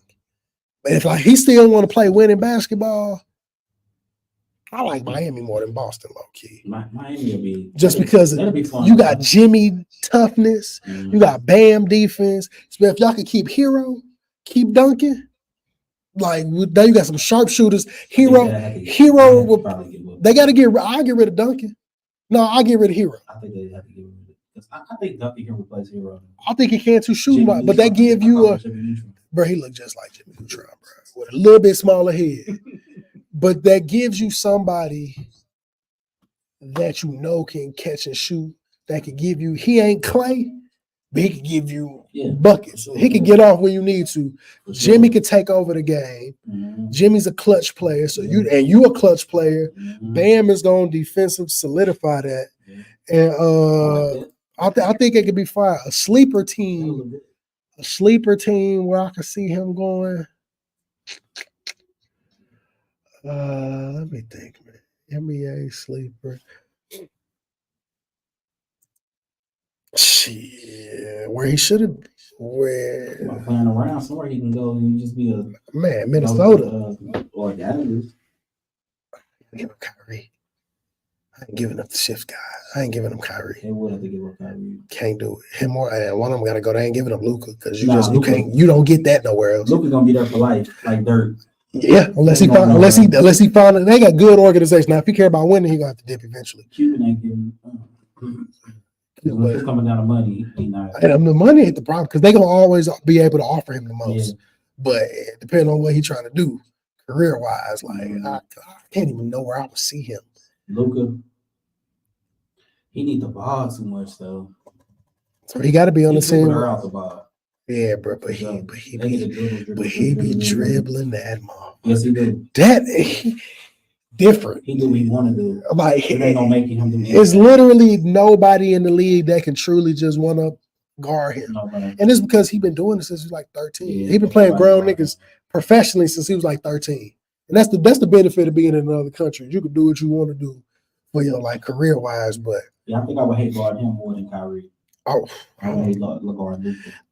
Only reason I would potentially hate him more is for the fact that he's bigger size wise doing that.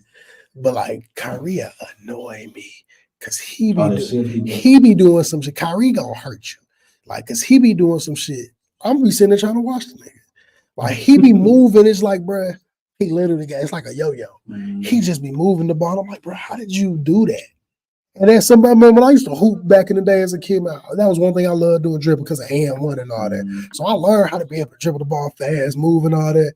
The way he could do it, move, contort his body, it's like, I don't even know. When Allen Iverson say you got the best handles, that says a lot. Kyrie back. Yeah.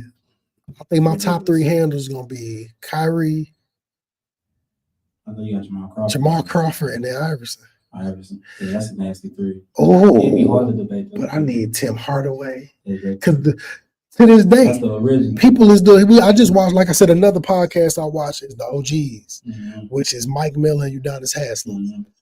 Fire show. Like they be talking that talk. They just did an episode with Tim Hardaway. It was fire, man. They got Better World Peace that just dropped, so I'm gonna watch that tomorrow. But that's the OGs. That's a good podcast to get into. They did Rick Ross. I'm about to I haven't seen. No, bro, they got like 10 episodes. I be watching the old boy that was on the Hawks. He funny. Jeff Teague, the 502 Club podcast is one of the best podcasts out right now. Jeff Teague is hella funny. He could tell a story and it just be the funniest thing. I'm like, bro, you just really just a nigga out there hooping. And that'd be the funny part too, when they get to retire and all, it's like, bro, you just a regular dude, just out here hooping. Yeah. Now I get to kick it with my friends and talk that talk. What up, brother Nealon?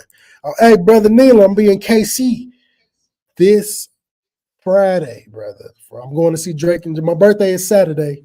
Drake and J. Cole first night in Kansas City is Saturday, so I'm finna go turn up for my birthday. But I told my girl we're gonna slide out to the Combine, man, so I can get me some food. Y'all in Kansas City, man, go to the Combine, Kansas City, Missouri. He was on there the last time we had an episode. Yep, that's my good Masonic brother, and we went to Lincoln.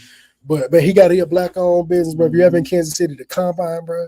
Yeah, we want to go, man. Yeah, bro, they got some of the best pizza I done had and chicken wings I done had. I have never been out there, but if I ever visit, KC is a wild place, but I'll mess with KC. I got good folks in KC, but I'm definitely going this Friday till Sunday, so I'm gonna relax, kick it for the birthday with the missus. We gonna turn up. You already know, bro. I'm stopping by for sure. I already told my girl on Friday I ain't got to do much, but we got to go over there so I can get me a pizza and give me some wings. We'll take that back to the room. That sounds fire too. On me, I'm just trying to relax, man. But man, look, I talked about Anthony Edwards, man. I ain't even show y'all the shoes.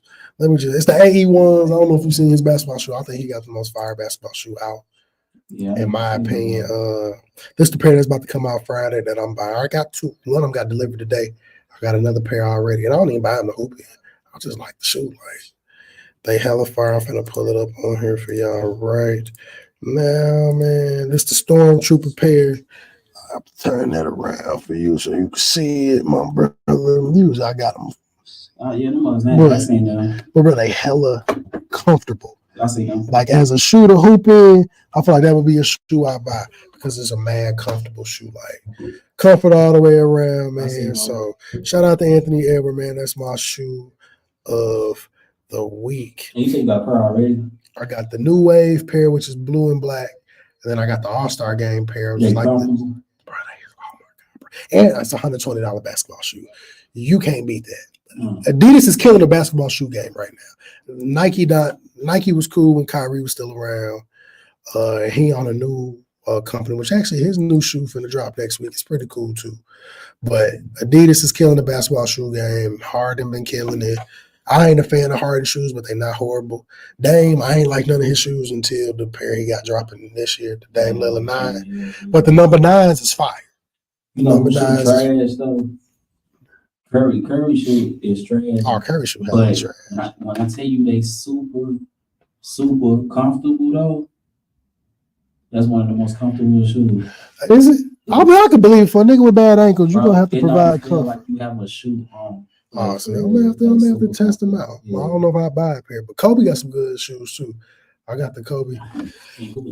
I got the reverse, but see, I buy them to just wear them. Now, if I play basketball with the kids at school, I be telling them they don't want me to bring my hooping shoes because y'all sloth for real. And I may be old, but I'll dog y'all.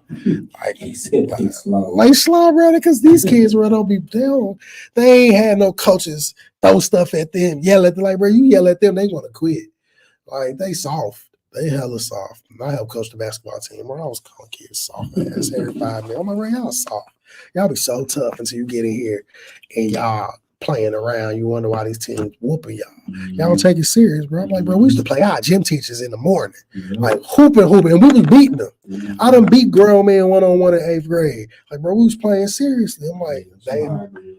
But I was getting knocked in the mouth at the court. Like, these kids don't go to the court, dude. None of that. They ain't never. I got next. Gotta pick up a team, and y'all don't know each other from a can of paint. We gotta figure it out. Like, they ain't about that. They not about them that type of stuff, man. It's kids, man. But them was the days, man. So I'm gonna go to my email, my brother. I think you sent me another song. You said, yep. We about to play a track, man. Going a quick commercial break. Matter of fact, I forgot my email is pulled up over here. So we gonna get that live in effect for y'all right now. Hey, my mama sent me that thing too. She was about it's Uncle Bill's. It's that breakfast place. I know you probably had that. I ain't never had that. I ain't never even heard of it. Yeah, Uncle Bill's. But anybody with an uncle name before they do something, I'm 1,000% guaranteeing that shit gonna be good. Because people don't play about the word uncle. But look, y'all, man, like I said, it's episode 27 of season 2. It's your boy NicoThaGreat, man. I got my dog in the building. Steffine Urkell, man. I got another banger. Y'all know y'all done seen the visual. And yes, I did it. Yes, sir. We about to do it big, man. It's my boy. When I tell you if y'all need a video, holla at him. When I tell you he went above and beyond what we wanted for this video, he showed us his man. Look, I had a blast doing this one. That was a fire video. That was one of my every penny. That was one of my favorite videos. Like when I finished, I was like, oh. And y'all paid to get it done faster, so I had 24 hours to figure it out. You know, we did everything. We wrote the song, recorded the they all that within 72 hours. Hey, that's motion. Yeah. And I'm surprised that video's not nominated for video of the year. Lucky, and it should have been because that video did went crazy. And we did 40K in like 3 days. Like that video went crazy on Facebook, man. And I'm like, I was in my editorial bag on that one. You did your thing. Y'all was like, hey, bro, we're gonna pay for you to finish it quicker, bro. Just do you. I was like, man, when people just like, do you? All right, I'm finna go crazy. I seen the vision while we were shooting. I'm like, drone out here to do these shots. I'm like, I got these B-roll. Once I started sitting down, bro, I did that so seamless. He killed it from opening when it came on. You had the 6 flying into the jersey. It's lit. Went crazy. Went crazy, man. As always, boy, we finna do this thing. Got to play this song, man. It's Arch Madness. Stay tuned. We'll be right back. Y'all want to see that body? Right. Damn, niggas can't spit like this. Like this. Look. I just know I'm the topic. I see at the top, so the throne is my seat. You know rap God, trap God, make you rappers come and bow my feet. I'm on her backside, that backside. Then you know I make her come when I keep up with me. You get baptized like rap. Even Jesus had to handle his people on his road. I'm chosen. I know I be safe with this pole like Moses. You don't hate in my song, you pro and nobody. EJ be slide shit. My heart is the clip of my mind is like older. I'm in the pussy is foaming like soda. Stepping in Feeling like I own I play the game. I'm a guy, the soldier, don't fuck with no place. I chop me a cobra. Bitch, I'm a prophet. I keep the bills, got me feeling like everything in it feel like me lucky. Oh yeah, so when I finished it, I watched it back. I was like, up in that pussy, you feel like this is one. I love what my first ever video I shot was in here. Like, I used that studio booth for a little bit. This was my nigga Soul South Metro. Did this and I went to some crib with his homeboy. Like, boy, you see me in the video shoot, like, bro, I was so Best rap alive. I didn't know what I was doing. I didn't know about color grading. None of that. I had probably did 100 videos by the time I got to this. So looking from where I started to where I'm at, I don't put the one I'm finna do for my nigga Drew Guns. I just shot it at on Fallon Park this past Sunday. It's lit out there. So it's all dirt bikes, old school. And the song, this one finna go. I gotta work. I got 2 more videos before that. Then I'm gonna edit that. We got a minute 15. The drop by bedrock, make them up and loop the fucking DJ. I bring the drama to you, call me sick, tossed in the rocket to you. Yeah. I been the guy who got your name first, but I'ma tell them what God did. Need 5 minutes like the J. Look, this is a dynamic code. We cannot be beat. It's going in history like Booker T. I'm proud, playing, persistent with peace. Punish the pussy, I'm pushing the beat. Get to the money like hooking the street. Leave me a crown like the root of my teeth. The way that I talk, that I'm looking at me. You niggas elementary. I graduated, I'm complete. Got my mind, got God, got my 9 on my side. That's the Holy Trinity. Never know who enemies. A bitch dead, she don't take the dick. Then I'm rolling with a thief. Detroit hot, I'm a win on these beats like I'm rolling with a legal. Damn. Niggas do it good, but I do it better. Hear no evil, see no evil. Bitch, I call it Helen Killer. Urkell, keep a knife on me, cut a nigga up and put them back together. Or we torture niggas, put their fines out like shoestrings. That's how they backs together. Bitch, I make it rain like Lil Wayne. At 08, I had to change the weather. I got 2 9s with extended clips like a joint twins. I make them stay together. Bitch, I been king. No thinking shit, just 16s. Niggas claim they ain't been blessed up. 4-5, make a bitch sneeze. Hey, turn up. Hey, turn up, and turn it on up. Shut up, my nigga. Almighty Roster King. Well, he ain't Almighty Roster King no more, is he? Yeah. No, Almighty E. Almighty. Yep. Almighty. Man, sorry, y'all. I started chewing on this damn airhead. Y'all know airheads. You got a minute. You got to chew through that motherfucker. Wow, damn. That shit almost took me out the game. We slid on. That was fun. Man. Like I said, everything done in 72 hours. Wrote the song, recorded the song, video shot, 72 hours. It's lit. That was probably, I think the fastest I ever did a video was dude named J. Ron. I shot and edited all of 12 hours. Man. Like, that's what I was super just learning. That was like one of my first times getting paid for a video. No. I ain't had no expectation of doing it that fast. I just was like, let me try. Mm-hmm. I saw it when I was editing at the crib. I hit him. I'm like, hey, bro, I finished. He's like, nigga, what? Like, bro, I ain't had nothing to do today besides shoot this video. Man. I was in my mode. I was up for hours. When I get in that mode, I'd have been up 5, 6 in the morning, just editing, crash for a couple hours, get back up and get back to doing it. I gotta get back to my fast bag, man. I done shot so many videos recently. I'm behind. So I'm trying to catch back up, man. But I'll get all y'all products out. I don't be too far behind. I be people taking months. I don't take that long to edit no damn video, bro. But I got my first wedding. Like, well, I got booked on 314 day in Jeff City, so that's gonna be fun. Congratulations. I appreciate it, my brother. But look, man, we finna get into this interview, man. I think we done enough random topics throughout the night. Man, we just having a good conversation. Man. Good combo, man. I mean, it's some good stuff on here though too, man. Did you see anything about Cam Newton? Man, look, I saw that boy. I guess I saw him like he was throwing hands with like he was on Tekken. What Tekken we on right now? Bro, I don't 50-11 shit. Like, Bro, he was Tekken 20. and so and the crazy part is the dude, he was at a 7-versus-7. It's like a youth thing, but he was getting into it with old men. Like it was grown men. But I heard them, they do like an interview in Atlanta. They try to say he started it first, but I wanted an interview because I'm like, bro, it was two of y'all grown ass niggas. He was hoeing y'all. Yeah, like I'm like, well, y'all gotta remember this nigga's like 6'6", 250. Mm-hmm. He was slinging off big grown burlesque niggas who train daily to throw a football and running through niggas just running. Mm-hmm. Y'all regular ass niggas who some coaches really thought y'all was gonna do something with him. He ain't think that through. And the crazy part is he ain't even punch. All he doing was tossing him, holding him back. I'm like, y'all ain't knocking nigga hat off his head. Like nothing. I was like, man, y'all stop playing. Cam, stop getting into it with people. Like, y'all tripping, man. Unless he got a button on that head. That head and the hair connected. Look, that's what I said. I'm like, bro, yeah, because this shit ain't move. That's how they move, bro. Not move 1 inch. I seen his hair sticking out. I heard one of them trying to grab his hair and some shit, which I'm like, shit, that's about all y'all could do at that point because he was slinging niggas like rag dolls. But look, one more random topic since we've been sports related all night that I got to touch on. I'm gonna ask your opinion. Do you think Bronny James deserves all the flack he be getting? I don't think so. I don't think so either, bro. I don't think so. One, for the simple fact, people only give it to him. Mm-hmm. It's like the LeVar Ball situation. Bron done said things hyping up Bronny that ain't matching what we seeing right now.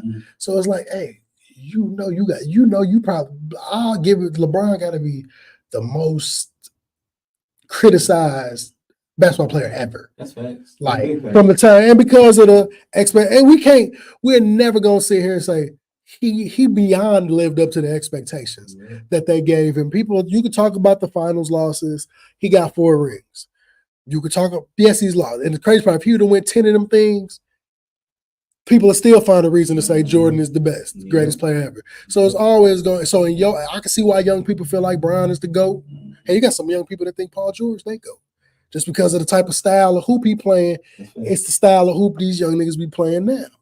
So I can see it. It's always from an age bracket level. Like, I think Jordan is the greatest player.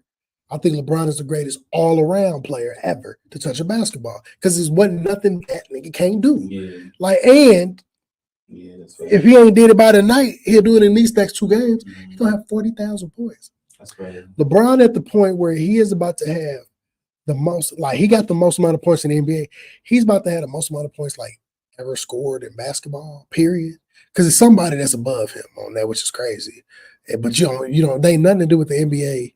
It's some weird stat that somebody got. I don't know where they got, but they like 40-something thousand points. And I don't know. We might as well look it up too. We're looking up, bro. I remember seeing it the other day, and I'm like, that don't make sense. Cause I'm like, where? I'm like, listen, Europe, you was playing like 50 years and just getting buckets for 50 years. Let's see, most amount of basketball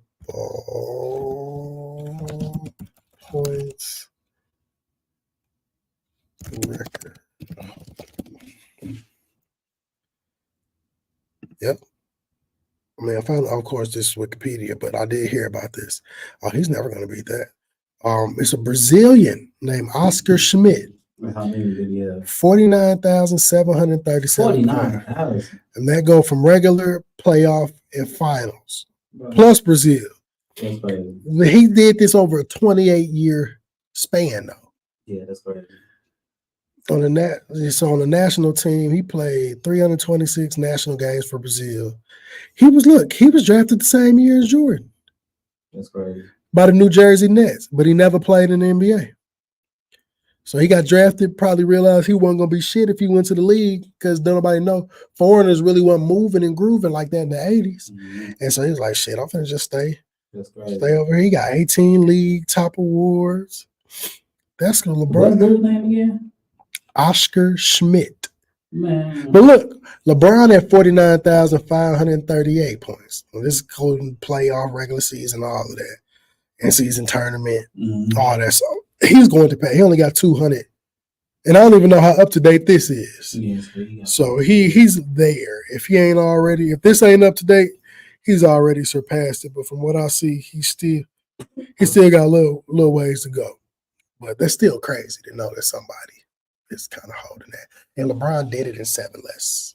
He'll do it in 7 or 6 less years. That's crazy. It's just crazy to think about it. I appreciate it. I feel like LeBron got to hoop until he passed that at this point. Like, what would be the point to not pass that?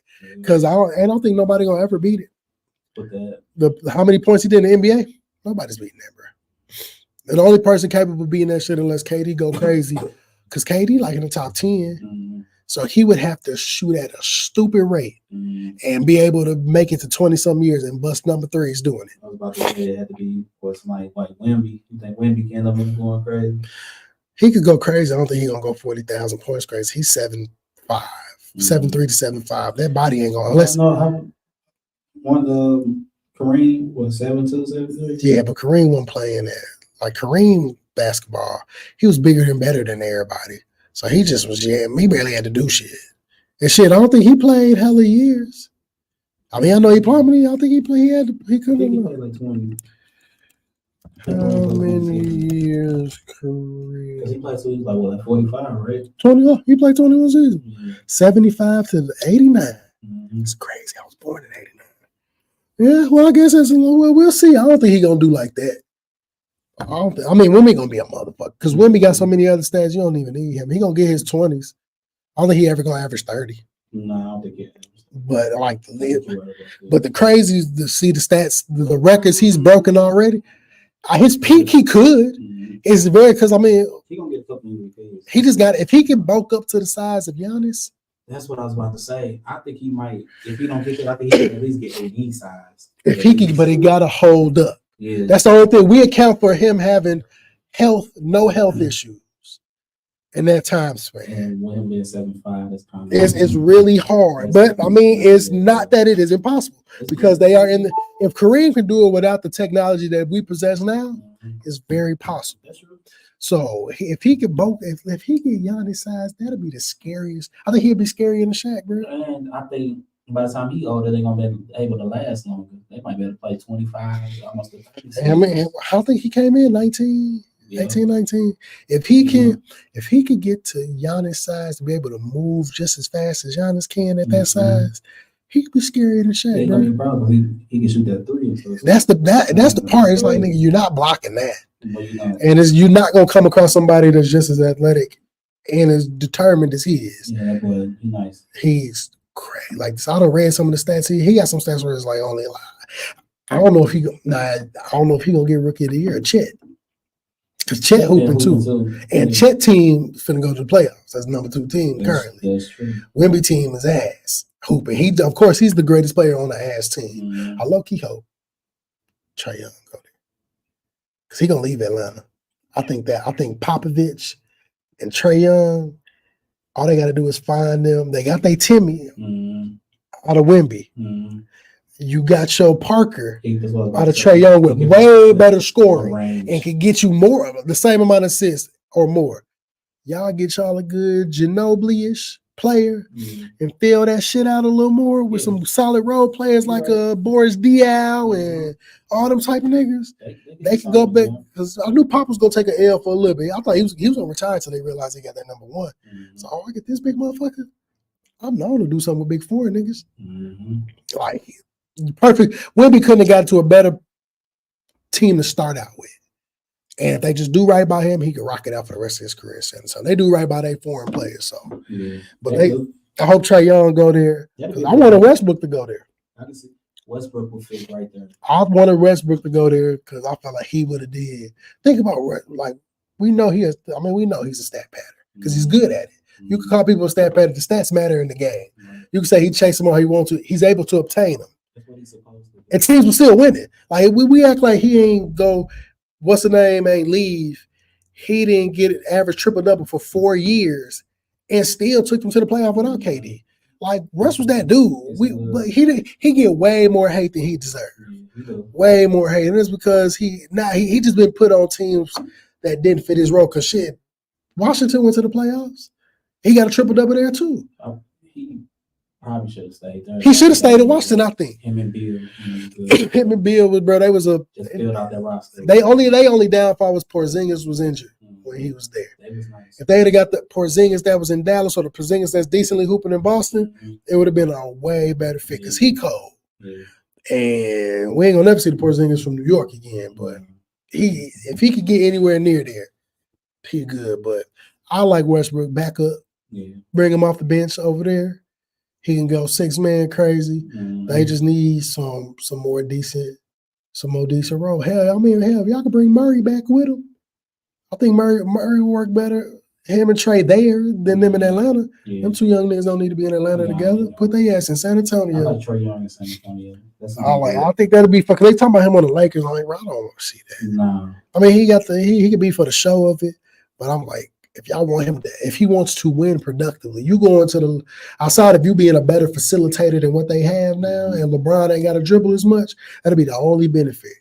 Yeah. But I think he would be way better suited on the Spurs. I agree with you. Him and Wemby could do that. Like your assists, so you get 11 assists off of him alone. That pick and roll. That pick and roll would be the nastiest one we've seen since I heard that on the OG's podcast. No, the 502, they was talking about their best picking, like 2-man pick and roll. Because one of the best, of course, is Malone and Stockton. But I'm like, man, Blake and CP was fire. Yeah. Bibby and C Webb was fire. Shit, Nash and Dirk was fire, and Nash and Amari. Yeah. I think Nash and Stoudemire was more fire because he had more time with him. Yeah. Shit, who has some fire picking? Just Penny and Shaq. Yeah, Penny and Shaq was nice. Yeah, Kobe and Shaq. Yeah. Now you got Luka and Murray. I mean, not Luka, Giannis. I mean, the Joker and Murray. Yeah, that's a fire pick and pop too, and that shit. Hell, he could do his own pick and pop if he needed to, man. Jokic's just a bad motherfucker, like just a bad dude. All a round. KD and Booker need to do one. Bro, I don't know why that is. I mean, I ain't gonna say I know why. It's too many ball dominant players, but that is such a failed experiment. Y'all, and they filled out the bench perfectly. But then you can't never. I don't even know how many games they've all three played together. Like they're always injured, and they just don't. They gotta blow it. If I was Booker, I'd do. Yeah, Booker. I don't know where I can see Booker. I don't know where I see him. You know, I can see him in Miami too. With Butler. Shit, look. What we talking about? Trey Young in San Antonio. Put Booker there too. Booker and Brad. Booker in San Antonio. Yeah. Booker in San Antonio and Wemby. Both of y'all, but like both of y'all can his assist to go off of Wemby alone. Y'all both can get 15 to 20 assists if needed. You think if Booker went to Golden State to replace what's his name, you think he could buy some stuff? Nah, because Clay is an off-ball player. Clay don't need the ball. That's what I'm saying. But Booker need the ball. Yeah, Booker need the ball. He's gonna be ball dominant. It's gonna be too much dribbling between him and Curry gonna happen together. You're right. But like, cause Clay proved you don't need the ball to hoop. And because anybody that could put up 60 points off 11 dribbles total, the fact that people was able to count, you only dribbled the ball 11 times. Nigga scored 39 and a quarter. That's ridiculous. That's crazy. Can you do that in a video game? You can't, bro, unless you turn the sliders off. Yeah. Or up all the way. It's just like, bro, it sucks that he got the injury. He'll never get back. All that. He'll get your spurts of him. But he even know it. He's like, I don't want to. I just read. He's like, bro, I ain't trying to play till I'm 40. Like, I'm trying to do what I'm supposed to do in this league. He got 4 rings. He has nothing else to prove. He was a part of that whole thing. I got 4 rings. I'm betting on all-star teams. I'm playing for the Olympics team. Got gold medals. Like, any of them is fun basketball now. You've proved your point. Yes, who don't want to win rings forever? But and I know y'all have fun winning. You ain't got to go to no scrub team, but you can go play with who you want to play with. All that type of stuff. Go to franchises you thought about. Clay probably the only one need to stay out there forever. You don't think Clay trying to get one more than LeBron? He going to have to lead to do it. Because ain't nobody who can, unless you finna bring Giannis there. Yeah, I don't think Giannis. I seen Giannis talk up. They done brought that talk up before Warriors bring it. He'd be crazy over there. But it's just like that pick and roll. Shit, look at the drive and pop. Because Curry just got to be open. And Giannis just got to see him and get his passing way better. Every time he drives to the lane, it's either we got to all get in front of him or we got to all move out the way. So do I want the 2 or the 3 every time? That'd be nice together. I think I can see them compliment each other. I like him and Dame. I like him and Dame, man. Him and Dame get it together, they could win it. Because, I mean, the East ain't solidified. The East is wide open. Anybody that ball, I think it's going to be between the Nuggets, Timberwolves. And the only reason I get a nod to the Nuggets because they got the experience. I think the Nuggets going to be crazy. But I think they're going to turn it up when they need to. Yoke going to start playing. He hooping, but he going to start playing like he's. And it's crazy because when he turn it up, he's going to die. There's nothing you can do. There's nothing nobody can do with him. Ain't no stopping him. Yoke is a beast, man. Bruh, the only person that get him, I don't even know if he ever did it, but Wemby going to be the only choice to give him because he long. So as long as he can keep his hands in front of him, you can stop the ball a little bit. We know you're going to get at least 2 blocks. You know, they always try to put him and Embiid against each other. Though. It's like Embiid do not like Embiid be running from that static, though, because Embiid don't be playing in them games. Last two times they met up, I think he didn't play. I remember, what was that, last year? He gave him 50. I mean, he hooped them last year, but it's just like, Embiid, man, James Harden of the East. Embiid getting, it ain't even that. Because he's that too, but when he ain't injured, it's cool to ball out in the regular season. That shit don't matter. That shit matter to get you to where it matter. If you can't do what you're supposed to do, there's no reason why Philly ain't go to the finals. I ain't never thought about that way, Embiid. You right, but it be crazy stuff that be happening with Philly sometimes, though, man. Like, the worst thing that ever happened to them niggas in the past 10 years is Ben Simmons. Ben Simmons is the biggest NBA disappointment I have seen in a long time.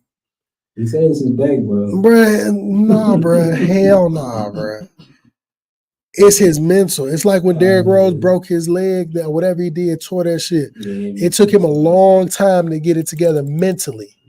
Like, he was fucked up because there was no reason why we ain't had a LeBron is the only reason why Derrick Rose ain't got no ring. Yeah, man. I was watching some of his highlights. Rose was the truth, bro. Bro, he was the truth. He was the best thing. So he's the youngest MVP. I don't think nobody gonna beat that no time soon. Like, and this is, and I grew up in the area. He in Chicago, so I got homeboy. He graduated the same year as me, 07. So I got homeboys that was like, bro, we had to play against this nigga. I'm like, bro, it's like, nigga, he was an NBA player in high school. Yeah. The only reason he ain't won in the league out of high school is because they changed the rule. Going to Memphis was pointless. You clearly see they went undefeated until the last game. And Mario Chalmers 3-pointer is the only reason, but they would have got that taken away because they took their record away because it was actually they were slow. So, but hell, when you got that talent, I guess you ain't got to be that bright. Prime D Rose was bro. Prime D Rose was one of the greatest basketball players. He gave Prime Wade and Prime. They got to put my boy in the hall, man. He got to go to the hall. If he don't go to he may not be your first ballot. I would give it to him just because it's off of basketball alone. And his high school resume, college resume, even when they redacted it, that shit happened. You can't take away the truth. I would like to have seen him in the slam dunk contest. That's a nasty. Especially that year 2, 3, the year he won MVP, slam dunk. To what? That's why I like Ja a lot. He remind me of D Rose, like not to the T, because he do a lot more talking, but D Rose still had that dog about him. Ja got that dog about him. It's like that cut him, and it's crazy. D Rose and Westbrook came out the same year,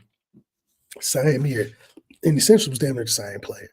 Because Westbrook was a balls to the wall basket. Westbrook I get him a tougher mentality off of the strength of he fucked up his leg too, came right back like that shit ain't happened and got better.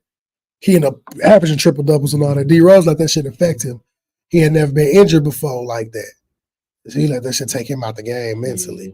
And once he got to Minnesota, that shit clicked back in. But I liked how he adapted his game to still be able to hoop. I think the one who what do you think let the mental get to them the worst? Ben Simmons or Markelle Fultz?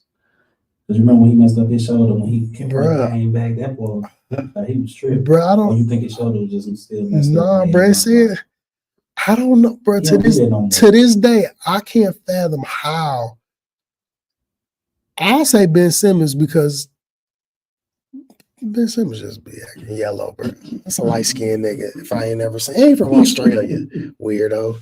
Them niggas got, He said his back, bro. No, that nigga just be tweaking, bro. I ain't never seen him in no brace. Like he just be tweaking. Markel Fultz, bro.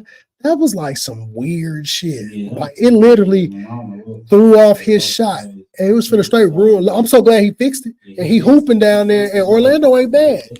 Orlando a couple pieces away from figuring it out. They ain't going championship, but Paolo, all of them, they got a solid team. Yeah. Him coming back full strong, because there's no reason why. Philly had the what was their little slogan? Trust the process. And I mean, to manage in the draft, you get Embiid, Ben Simmons, Markel Fultz. All of these niggas supposed to pan. All of them was number one picks, wasn't it? Mm-hmm. Supposed to pan out. If they would have all panned out the way they were supposed to together, that would have been a dynasty over there.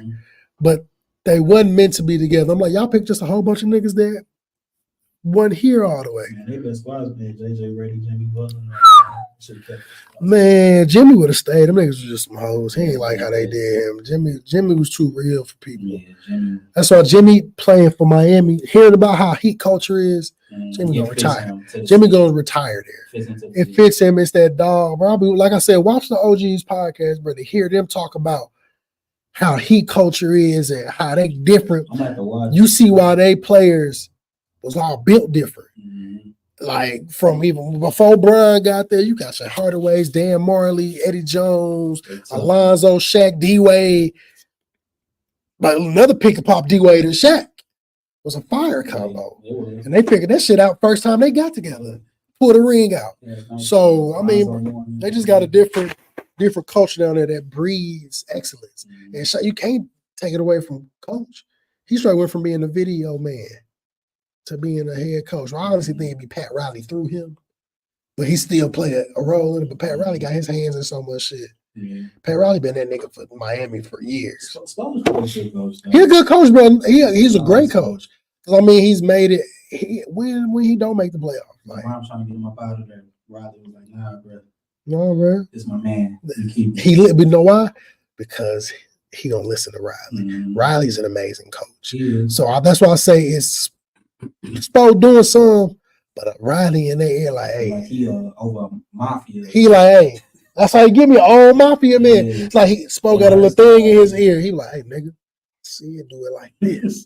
If you trust me, you gonna get the success. Like he'll do it. Shout out, first of all, before we go to the interview, shout out to Pat Riley being the realest motherfucker ever for holding out on Spoelstra's extension money before Kirk got an extension, making him the richest coach in the league ever.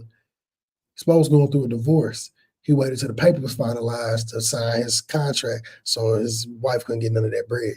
Wow, for real? Shout out to the GOAT. Yeah. That's real. That's they like, bro, you got some money. I know she probably got some and probably deserve it, but we're going to hold out on this. As soon as you sign that dotted line, first later the next day, sign a $120 million extension. It's looking like once Pat Riley, you know, if he ever pass, they're gonna pass that to Spoelstra. I can see him running it. I can see him running it because it's like the guru. Mm-hmm. He's Mr.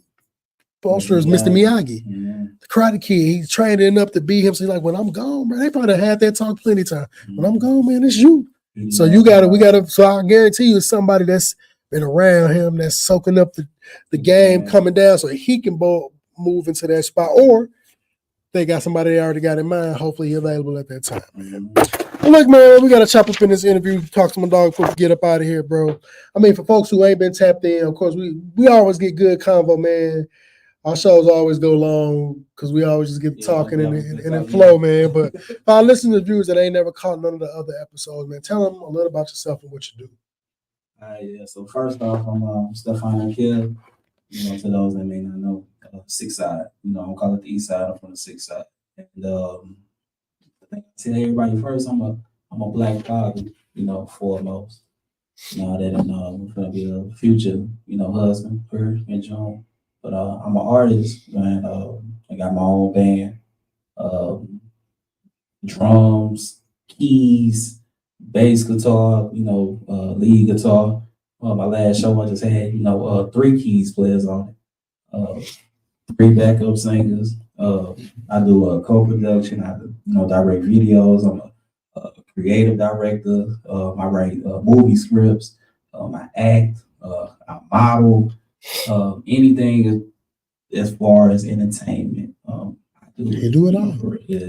Jack of all trades. And stuff like everything. Like I do everything, and I'm great at all of it, for real. So it's fire, bro. Yeah. So for those who don't know. So I mean, bro, it's been a couple months since the last time he was here. He brought the kids. Shout out to y'all. I know y'all shouldn't be up. Yeah. My dogs. Every time when kids know when you're good people. Every time I see them, it's all love. Mm-hmm. They be like, "I want you to do it from the video." I'm like, "Yes, it's me." It's like a new introduction every time we meet each other again. Well, bro, I mean, since the last time you was on the show, what's been going on with you? All right, so it been so much because, man, me and my family, man, we do it so big from the king all the way down to the tiniest. So I had to look back because I did a 2023 reflection. Okay. Thing, and I think I was here. It probably was like April or May. I think it was. So I ain't gonna. Nah, I start from. I just started the last thing what I did then. So I started from Arch Madness, which I briefly kind of talked about. We did that in 72 hours. Recorded the song, wrote the song, recorded the song, and did the video all within 72 hours. And that video within like 3 days did shot up to 40K, like super fast. That was dead good. It's 12 on my page. Yep, 12K on YouTube. So if y'all want to watch that, go to his YouTube, because what's your YouTube? Ethic is some more TV. Go on YouTube. You'll see it. Run those numbers up again. For those, it's new to somebody. Right. And then also too, on Steffine Urkell page is there too. Steffine Urkell, Arch Madness, and another thing too, I was nominated for Song of the Year. Okay. St. Louis Arts and Entertainment. So it was for my song Black Panther. Okay. That I had. The Woke brand. I was asked to model, for her show. Shout out to Keisha. Last year, she wanted me to be one of the role models, so I got the model, Turn up. in that show. That was dope. A little bit after that, my 6-year-old went viral with her first video, on TikTok. 2 million views on Facebook. She had like 500K. It's like 37K shares. Stuff like this. It's crazy. Then her second video on TikTok did 500K. On that, so she within like 5 days, I think she had got like 30K followers on TikTok. Turn up. So she a TikTok like superstar. She got people sending her stuff from all other countries and everything. That's what's up. For her brand. What else I did? All right, so they did a first ever cipher, for the awards, last year. They let me be honored at it. I seen that. Not only was we had the honor, I was the finale. Yep, I seen you went crazy. Yeah, I did the damn thing for that. I did Nando show. What's name was I was asked, to do that show, which everybody did the damn thing. And it was a fine night. The whole crowd check out the video. And I really feel like the ones who hadn't seen stuff, I solidified myself as one of the best, performers, live performers in the city. I originally had got a slot for the Black Taste of St. Louis. Well, come to find out, I ended up headlining the Black Taste of St. Louis, performing in front of like 1,000 people. Let's get it. And all that stuff. So, I became an official model for Ginto. So it's like they make like these pants I have. Okay. They make like the dress trousers. So I model, stuff for them. They send me clothes. I just got to post. Okay. My family we did a TLC look. It was I had an idea. I had this idea since last year. Awesome. When I was like, Shay, I know this look gonna go viral, and she just went along with it. We put our minds together. Did 35K Turn up on Facebook. With that. So I got the headline of Yours Awards with also with Nappy Roots. Yeah, that's major. For me to do that with people somebody that's Grammy nominated at the Yours Awards, and I also won Male Hip Hop Artist of the Year. So 2023 was some beautiful year. A major year from, and I skipped some stuff. Trying to run through it kind of fast, but yeah, that's all I did within this time spent. That's what's up, bro. That's what we like to hear, man. It's all about just getting out there, man. You gotta put your gifts out there, folks. You ain't gonna know how it's gonna turn out if you don't don't give it a try, man. But we talked about it earlier. You got to have the hope, trust, belief all in yourself, man. Make this type of stuff happen. So, I mean, bro, I got a clip to play for people. And it's your most recent music video. So kind of talk a little bit about that, how the vision came about for that. So this is January 16th. And if anybody want to know who Steffine is and they want a definition of Steffine, this song is that. It's just not just a record. It's literally like my soul, for real, on this record. It was a bad day for me last year on this song, because that's when I wrote it. It was January 16th. Okay. And I just wanted to turn something, bad into my most beautiful thing. Okay. So that's why it's like, if you listen to it and you getting it like that goosebump feeling, or you feel like it's you connecting with it with your soul. That's why, because I didn't write it to sound good. I didn't write it to be impressing people. I wrote it because I need it, for real. And I know it's other people that feel like me, in this. And also too, I feel like we need this type of music, because I'm in that direction now to where I don't want it, because in music, it had got to a point to where my kids saying something, I'm telling them, don't say that word. Like, nah, I can just make it clean. Use my creativity, use my God-given gift. I'm great at speaking. I don't have to use a cuss word, And when you think about it, curse word is cursing, Words all spells because you spell words. Yeah. So it's deep. So I just wanted to change my approach, let them know, there's different ways to be hood, for real. And I am still hood, and it's just in a different fashion than that stereotypical way. So it's all that is in this record, for everybody know how deep I am, but I feel like this is Steffine all the way, and it's the one I'm really trying to push for a Grammy for 2025. So I feel like it's a great project. Okay. Y'all heard it, man. So go ahead and introduce the video, bro. We're gonna get it playing for the folks. Steffine Urkell featuring NicoThaGreat. Shout out to Nico. Shout out to Nico. Also, one of my backup singers. He was the only man that was on stage with me. Oh boy, saying this. And you can say for real. They heard we got a performance. Me and him got a performance video too that did some numbers. So check. Yeah, I got one. Showed he with a jersey. Yep, down same spot. Just one was dark. He did his at nighttime. I saw the same corner, same place you did. You wouldn't even know if I tell you. Two different directions, same exact middle intersection part. His just nighttime. Yours is in the daytime. Crazy. It's called director right there. See, once again, is why y'all should do application or more. Every penny that he charges is worth it. You heard him. Go get it. Yes, sir. So we about to play that January 16th right now, man. I'm finna let y'all. We ain't gonna give y'all the song. We finna give y'all the visual. Right now, we're about to play it.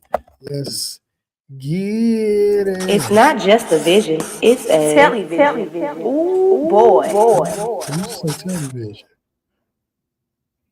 Let's see. Maybe this chord. Was it quiet in the beginning? 6ixSide. Life funny, no Eddie Murphy, just love debtors. Never been loved, but somehow I gotta love better. This Orion Zamari, will my love get us? Until my fresh prince, I don't write wills, it's a love letter. Cause Uncle Phil never saved me. Chain around your neck, but you talking about slavery. Shout out to Nicole, Harriet Tubman, then raised me. And just bought a watch for all the time that he gave me. Hey, best rapper alive. I pray a demon see Jesus when he look in my eyes. Best rapper alive, I say it 200 times. What I say is what I mean, don't make no rumors with God. Yeah, praying to God, that can't you talk to my soul. Laying the robe made of silk, but I'm losing control. And they can smile in your face, but wishing death on.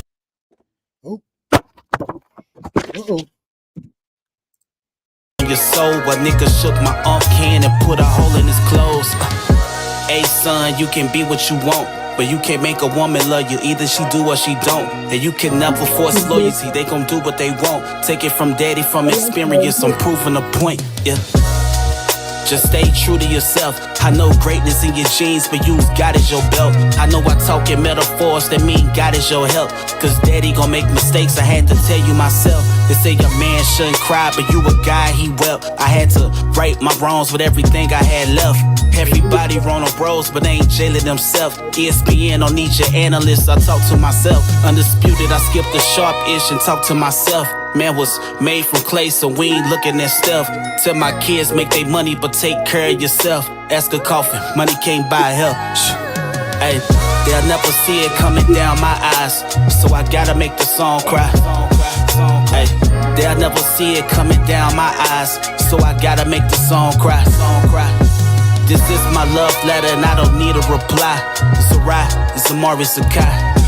Hey, cause they gon' play this song even after he dies. Sincerely yours, alright, Amari Sakai. 6ixSide. Five straight out the 6ixSide. Gotta make the song cry, make the song. They'll never see it coming down my eyes. Gotta make the song cry. Ooh, this my love letter, I don't need a reply. Gotta make the song cry. Zira, Samari Ezeka. They gon' play this song even after he die. Can't stop, won't stop. Tunes from the 6ixSide. Can't stop, won't stop. Gotta make the song cry. Gotta make the song cry. Gotta make the song cry. Gotta make the song cry. Can't stop, won't stop. Tunes from the 6ixSide. Can't stop, won't stop. Gotta make the song cry.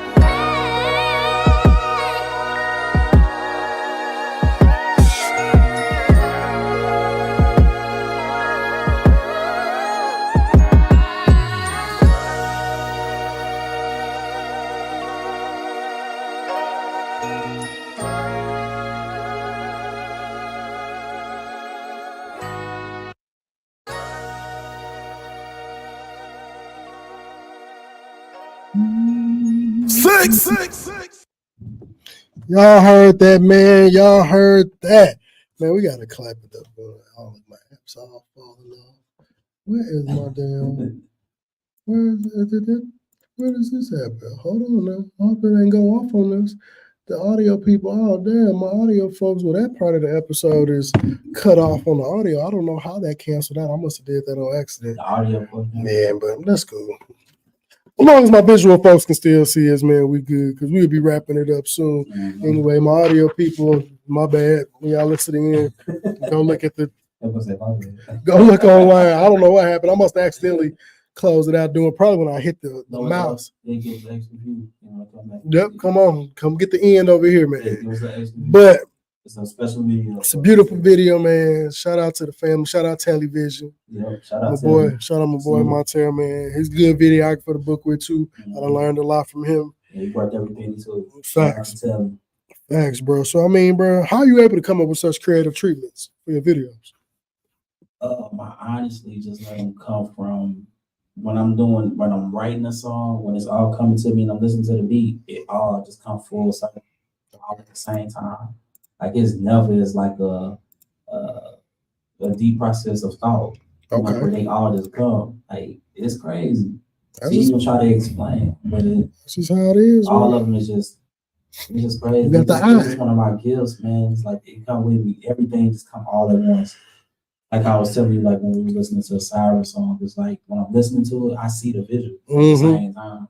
Like, so it's just... Well, it's having that eye, man. And I understand it as a videographer, especially doing a lot more run and gun videos than far as treatment-based video. I think really you the only one I do treatment-based videos for, and that's because you came up with the vision. Mm-hmm. But, and people don't want to pay for that because you want me to come sit down and come up with a whole plot and scheme and where we're going, that costs too. Yeah. But I'll pull up on you, shoot where you want to. Right. But if you most definitely got the mind to do it. But you gotta have that eye when you get there, because most of the time, 9 times out of 10, the artists just know they coming to do it. So half of them niggas don't remember the words to their song. Right. So they definitely not gonna come with a whole mapped out plan how I want to shot. So at that point, I gotta use my eye.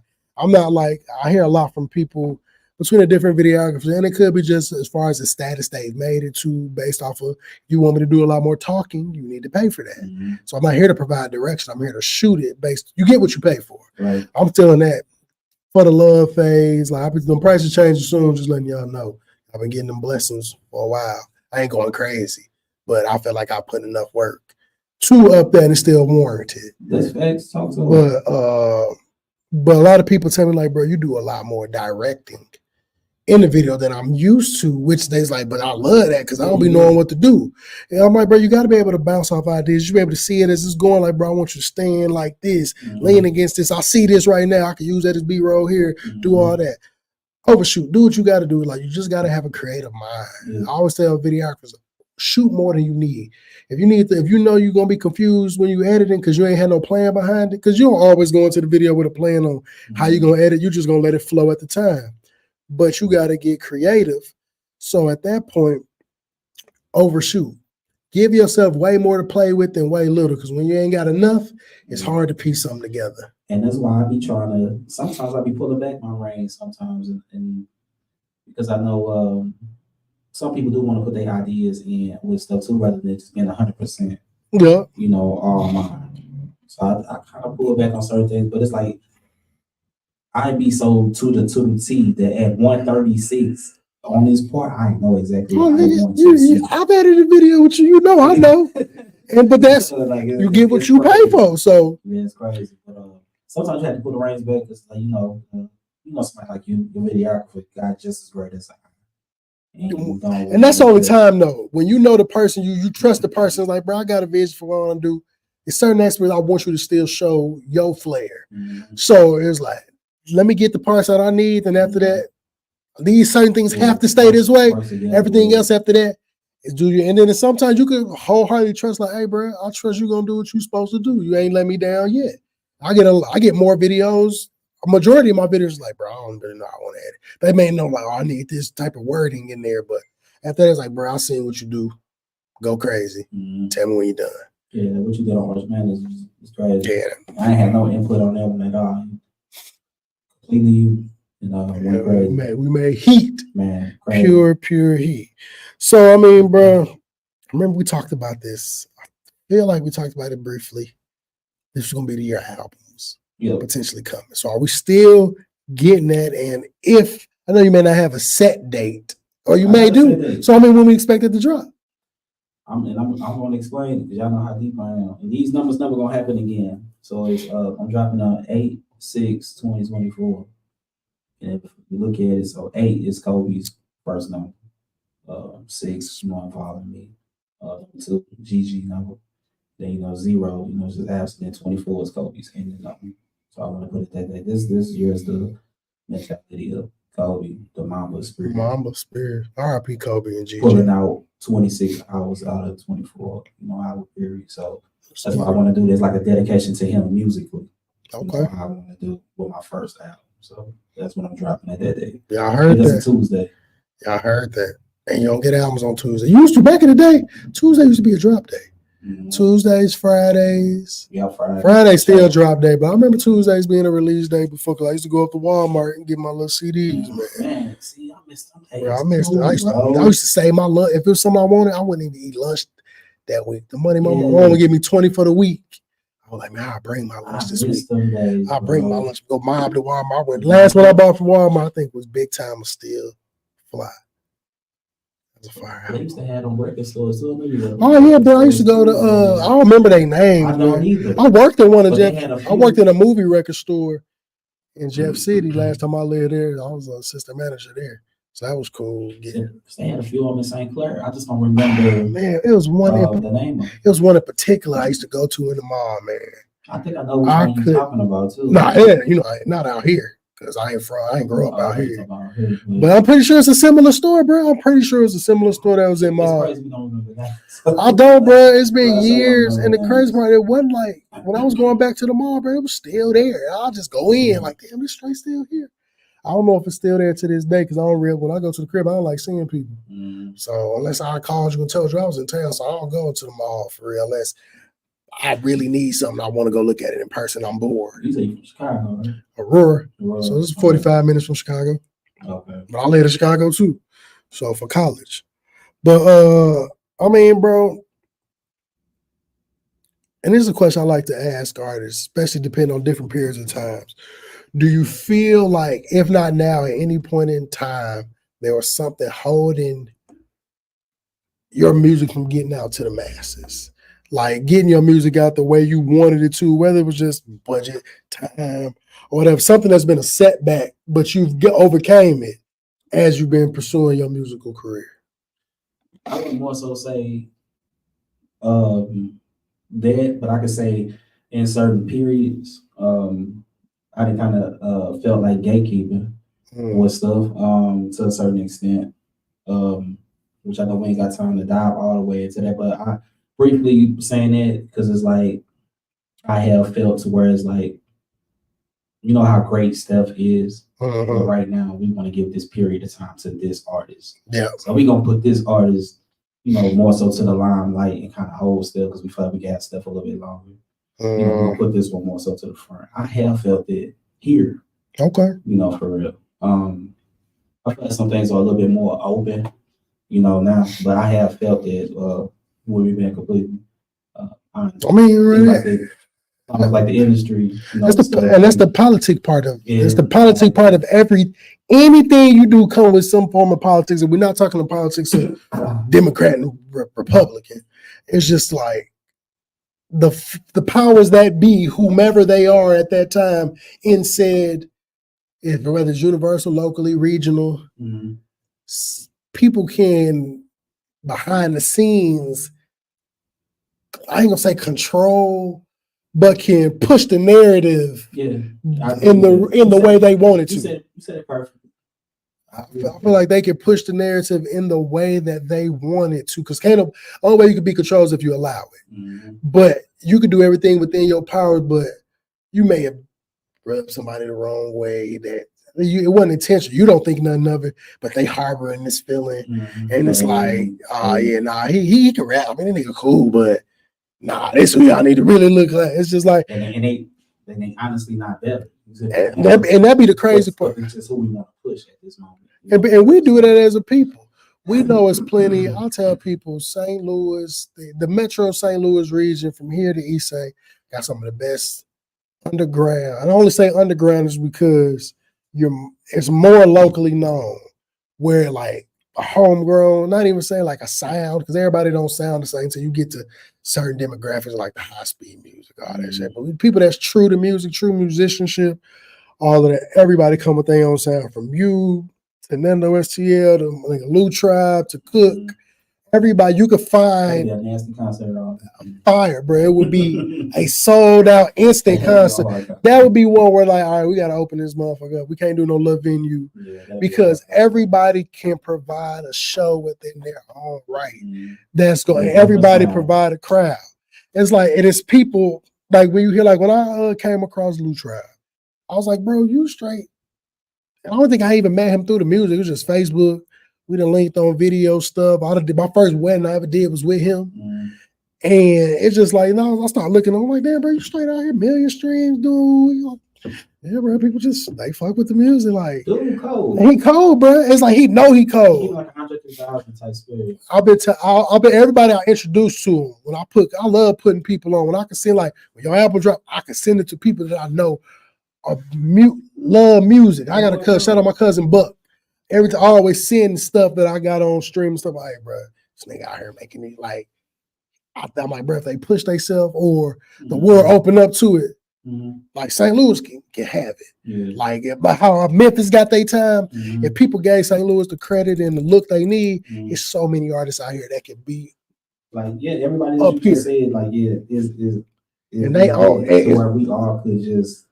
It'll be cool. Any of y'all can blow, bro, at any given moment and can run shit. But at the same time, that's why we have to push that narrative here. That's what I'm saying with some of the weird, like with the gatekeeper guys type stuff that I haven't seen, for real. And bro, that's because niggas be wanting to feel important, bro. Yeah, people that gatekeep just want to feel important about certain things and having the access to it, knowing that, especially if they know they're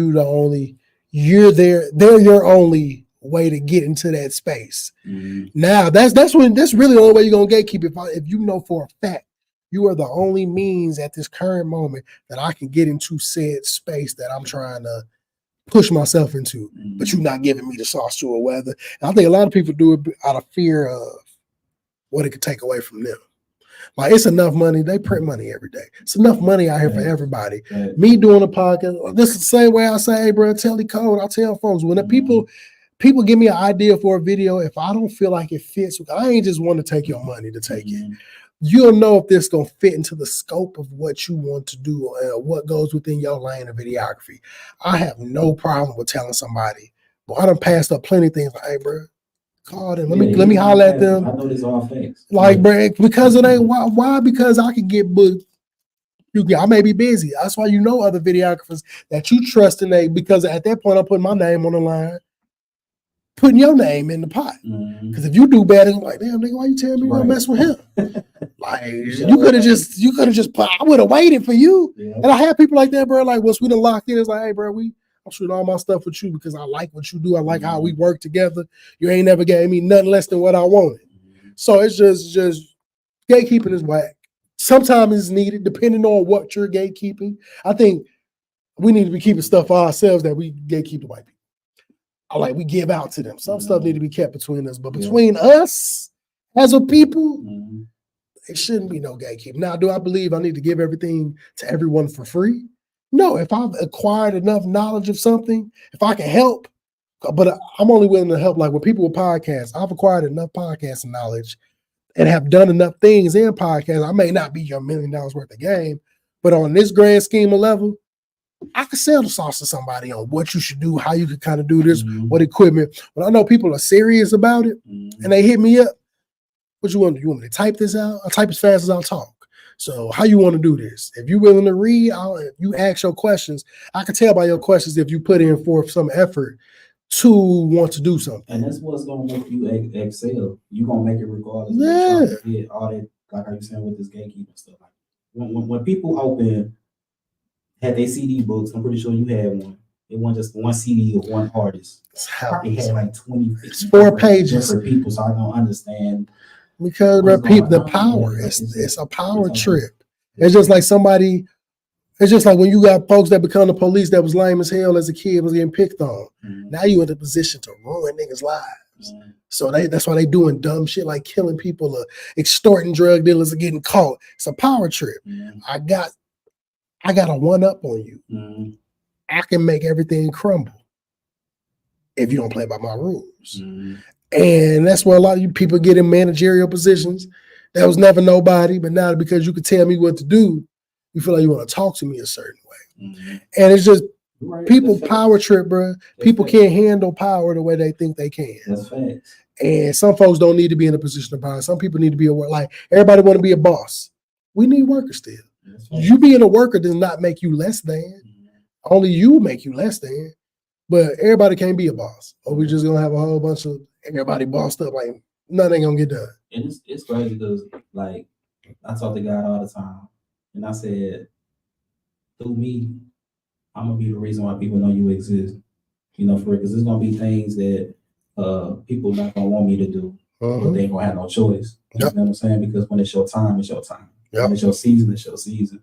So it can get dark and scary for people that's trying to hinder, because you will be moved. You know what I'm saying? Yeah. But this is the year 2024. You know, God's gonna show that He exists through me. I've been saying that for a long time, and it's like, cause it gets to a point to where people know what you could do, but they try to ignore it. You know what I'm saying? So it's like that time is like it's over. I've done a lot of great things, but I feel like I could have catapulted, a lot more. But everything happened. Everything happened for a reason, bro.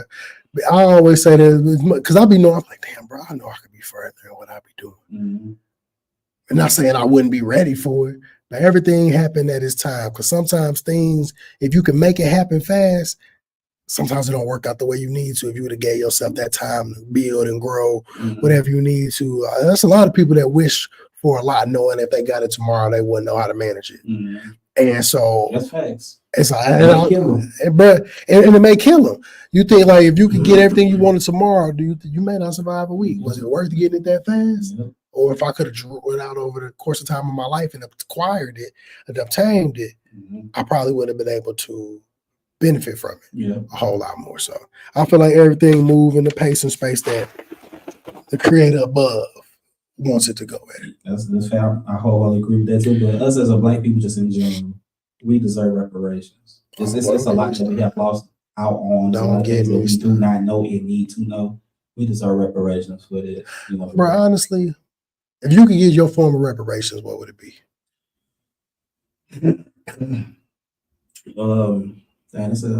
That's a great question. Can I split it up? Whatever you feel like would be formidable, whatever would be comfortable, like, I accept this as my reparations. A generational wealth to pass to my children. I can rock with that. Because I know we got a lot of people that say everybody need money. Everybody don't need to give. If they gave all black people millions of dollars in the world, it is literally going to be like the Chappelle episode of when they had reparations. The Cadillac number's going to go up. Dodge going to bring the charge and challenges back. Like it's going to be, I 1,000% believe it's going to be like that, because the phrase of you should have never gave these niggas money would literally be true. And we would be saying it amongst each other, because some of us ain't built for an abundance of money at one time. I'll be saying generational wealth, and I mean, like, if I can split it up, like, give me some land, give me some oil. This is what I want. I don't think nobody think about it. I want my own electric company. Oh yeah, that's what I want. We gotta have stuff that's sustainable. But I want that. Like, bro, if you could give me something tomorrow, of course they're not gonna give out bread to everybody. No. But I mean, to help benefit me now as a person is reparation. Like my student loans claim. Fix my perfect credit score. Stuff that I could use to build with. Give me a fair chance. Not saying that I could have had a perfect credit score. I messed up whatever credit I got. Mom ain't never put nothing in my name. But we have people that do that. But if we could fix everybody's credit score, clear everybody debt out, clear every black person debt, I'll be perfectly fine. That would be enough for me. And like, hey, that debt will never come back up. Now, if I can obtain some money out of that, cool. But you know how much money I will acquire. Right. And be able to save in abundance. If y'all did clear that out, why I have to worry about paying a student loan? I don't got to pay the rest of this car note. Everything is set. We reset everything back to the perfect way it's supposed to be for your debt, all of that. So now I can set up different avenues that can benefit. Not saying I can't do it now, but now I gotta. Because I don't say money don't buy happiness. No goddamn lie. People are upset a lot in life. Outside of trauma things, most of our 90% of our issues are financial. And if I can obtain the money to fix all of those problems and still be able to do what I do work-wise, you don't got to give me the money to where I need to sit on my ass afterwards, because I'm going to be back in the same. Once that money get blown through, if I ain't bringing in no more money, me giving me millions of dollars right now is going to benefit me. And then think about it too, that's money be a main component in relationship problems. But it would fix everything. It would literally, you clear everybody debt out. You can clear all my debt out, give me $1 million. I'll still keep my job at school. I'll still keep it. Because I get free benefits. So I'm gonna keep that out the gate. And they ain't breaking my back to work. But I bet that $1 million gonna do something. Yeah. Like I could put that $1 million towards other little endeavors. Now I could take 20K. I bet I'm finna 20 to 100K. All right, let me go to financial planner. Who knows stocks, man? Let's spread this across here and figure that shit out. The best of our ability. Let me put X amount of money in these type of accounts. I could probably go through 500K for doing what I want to do and still put up the rest of that bread. And that's if you get $1 million a person, that's including kids too? Or is it a certain cutoff age?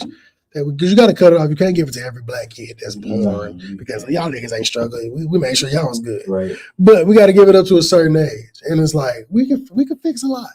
But if every black person reset us, I promise you we'll be good. I think free healthcare. I think great healthcare, not just any healthcare. Great healthcare. The bad part is, bro, we pay for healthcare. I get free benefits. I know me being black, I'm not gonna get the healthcare I deserve. Because so it's like I feel like you got countries that's working now. You don't hear about all these issues in Canada. It's got free education, free healthcare. Why do I gotta pay for healthcare? Like, why? It's certain shit we shouldn't have to worry about. Like, bro, as a normal person, I deserve to not get bro, I got a $17.50 bill for me going for strep throat. That's crazy. I was in there 30 minutes, if that. That's crazy. Get it in blood, because I ain't paying it. Man, it's crazy. This is the certain things that our insurance don't cover for the kids. You mean to tell me the 5 and 4 year old got a bill? Come Come on now. Come on, bro. They straight give women a bill for having a baby. It's crazy. The only thing you ain't got to pay for, bro, for real, is being a gunshot wound victim. But you want to keep the placenta and the blood and all that stuff. You can get shot in the state to cover your medical bill. That's crazy. But I can have a baby. You want to send me a $20,000 bill? A kid for needing a bro, they'll charge you for breastfeeding your own child. They rather you die than live, man. That's how they want it. Make it better on them. The more we can become a detriment to Black people as a whole, the more we can get y'all to work, take each other. So we don't got to do it, and we ain't doing number falling right into the sauce that they need for that. Right into the rabbit hole, which is crazy, man. So I mean, bro, what's next for Steffine Urkell, bro? Like you said, this next thing I got some juggernauts from St. Louis. Okay. Shocks people. It originally was gonna drop on 314 but I'm gonna sit on it a bit longer. But it's already recorded. Yeah, it's already recorded. Rough draft. Okay. Love it. We'll have a visual, and everything to that. I had said I'm not sure who all on here, but look like reality TV on my thing. Okay. So I'm on the they just put me on the cast for the real gentleman of STL, the Tracy, that's over there to the STL. Okay. So they added me to that. So now you're gonna see me on reality TV and stuff. Turn up. And got some R&B coming from Still too. Oh, getting in A lane. Okay. Doing stuff too, man. So it's a lot going on. I'm just gonna say there's a few things right now in a big headline, concert coming this summer. And then after my album drop, talking to PO about doing like a little tour. Okay, let's need it's time. Yeah, so we got some stuff. It's time to make that move, man. And then shout out my boy Shotty who tapped in. I'm see my boy this weekend when I get out to the land. Casey, man, we're gonna turn it up, man. But where can I listen to the viewers find everything Steffine Urkell? Man, wherever y'all listen to music, because right now, like I said, we started this is my debut album. So the first single that has dropped January 16th is on all platforms. So everything that comes out from Steff now is on all streaming platforms. So go get Steffine Urkell. It's been time. I've been told you that. Yeah, so it's time to get it. I need those analytics, I need those stats, to create, these tools and all this, because people want to see those numbers. But it's good. Sometimes, and I heard that from an interview with Nipsey, him talking to, I don't know if it was 50 Cent, and saying that the smartest thing he ever did was not put all his stuff on streaming.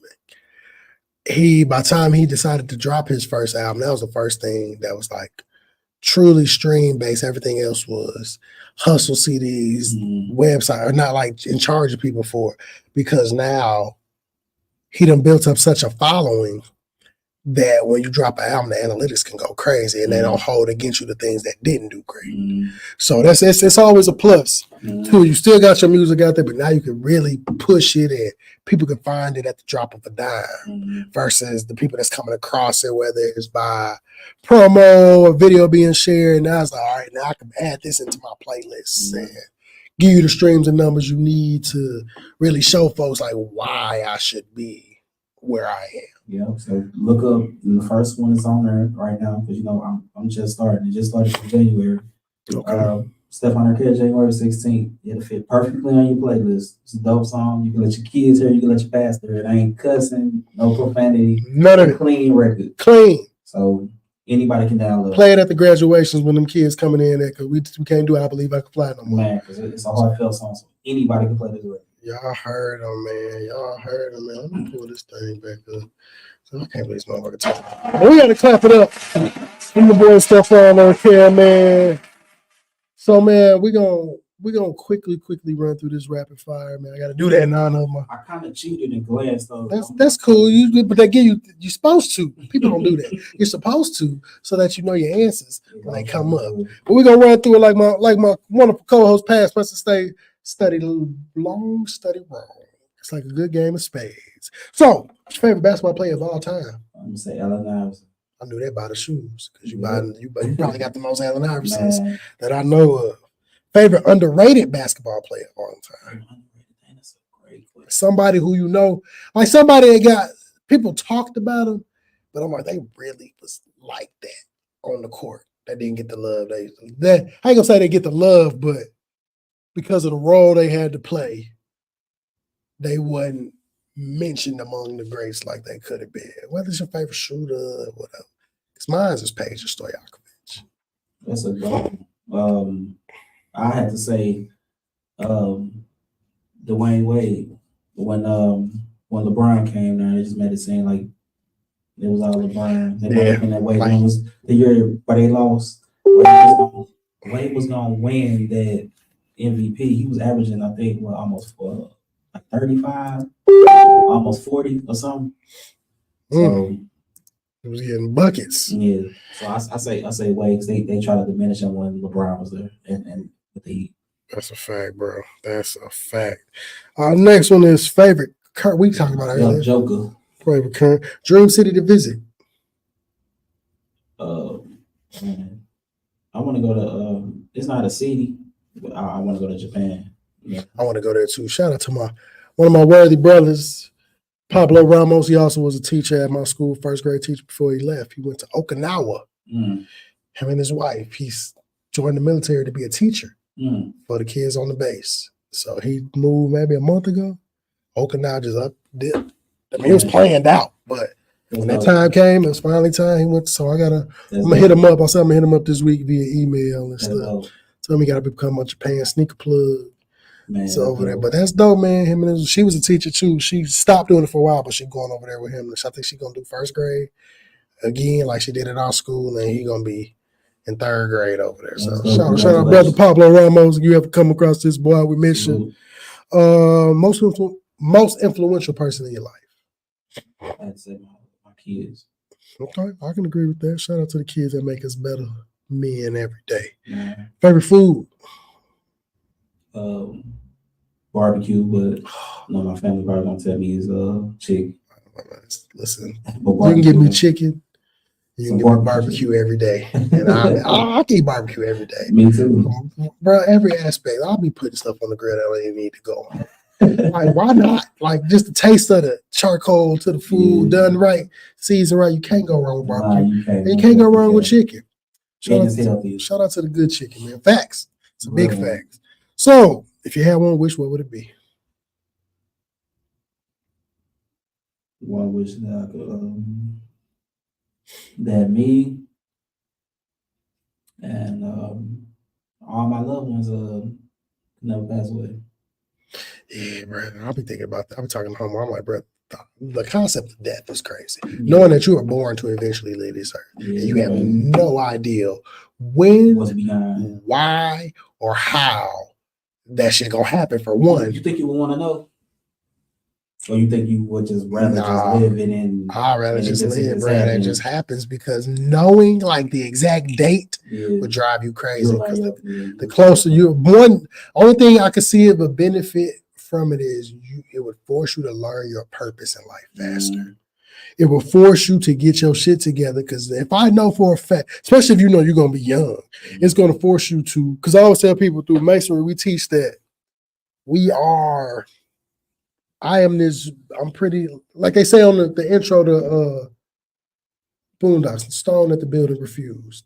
I am just a brick with it. My life is just different parts of this stone that I'm chipping away at different superfluities, as we say, or vices and things in my life to make myself this smooth, perfect stone, what we call the rough and perfect ashlar.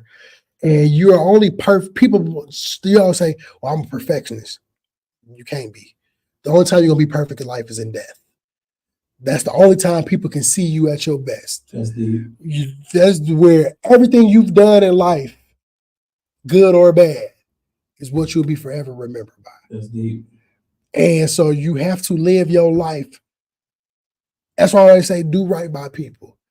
Nobody wants a funeral, just them. Have you have a funeral, whether you cremated or not, nobody wants nobody to show up. You want the room packed. People can say they don't. You want to know you left an impact on life of where people remember you by the great deeds that you've done. That's facts.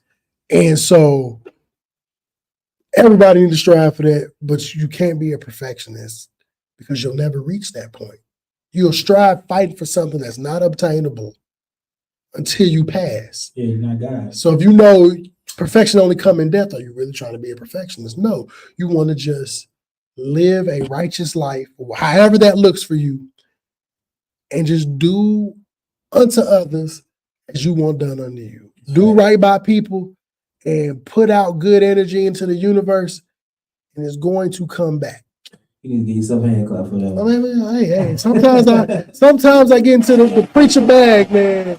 Like once that was broken down to me, because that's all the Masonic Order teaches is you're taking the life that you were, and you're not per se dying, but you're being reborn into a new way of molding your life. We provide tools and things to help you guide your life. Right.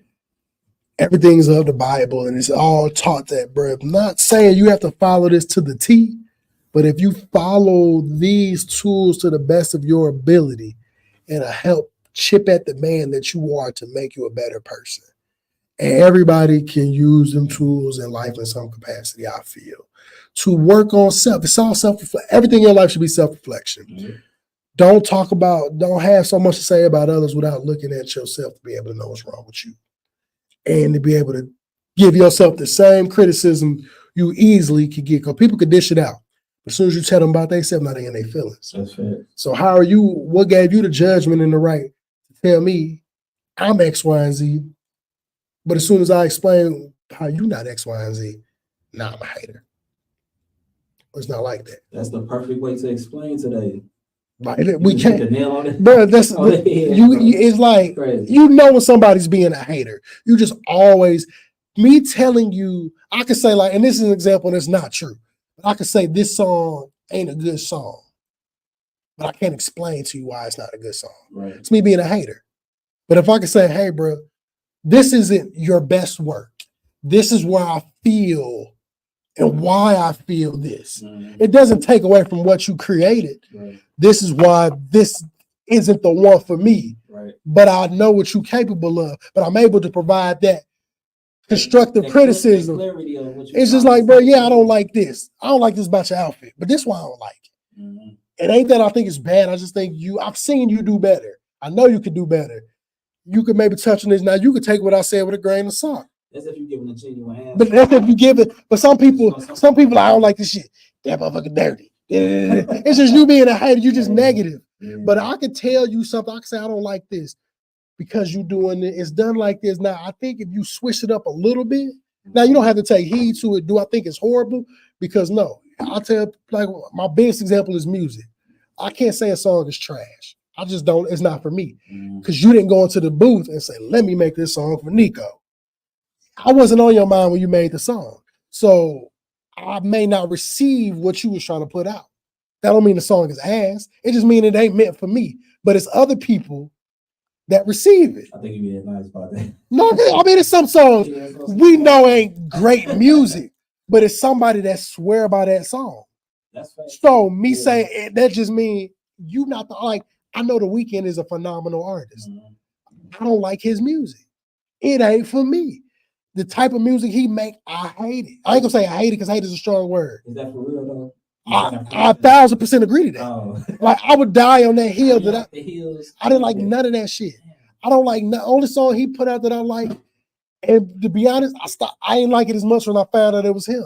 Cause I thought it was somebody, the one with the I can't feel my face with no. I didn't know it was him. All right, so what about, did you like Drake Take Her album? I did. But you know some of them songs was the Weeknd songs.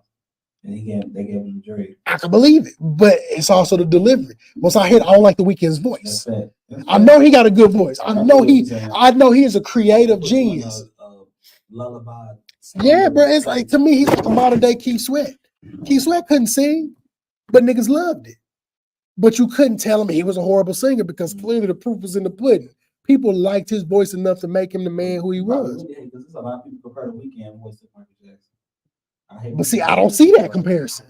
I don't see that, but because of but it's the stardom that he's created around himself and the creativity he provides through visuals and all of that that's made people put that pedestal.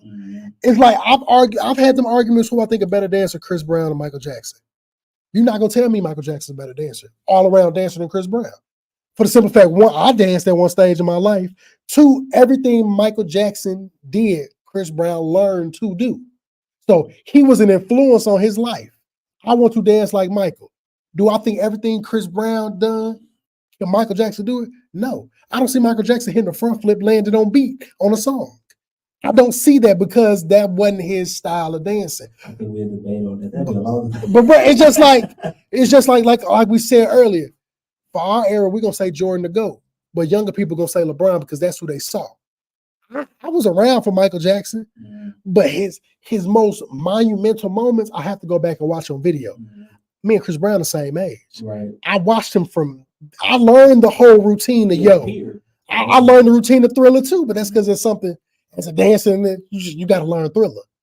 But I was able to visually watch this music video, Yo, and see how that transcended kid dancers and R&B music for youth and learn the routine verbatim myself. To this day, I can still do it. So you don't think Remember the Time and School Criminals? I think those were cool. I thought those were amazing directed shot videos. You can go back and watch that dancing. That shit is not hard. Remember the Time? You think that choreography is not hard. It may have been hard for that time, but look at this type of stuff we see dancers do now. Like the elevation and dance now. You can't tell me Michael Jackson danced better than the Les Twins. See, that's why I was going to argue. I was going to say that to me, it's saying like Michael was kind of like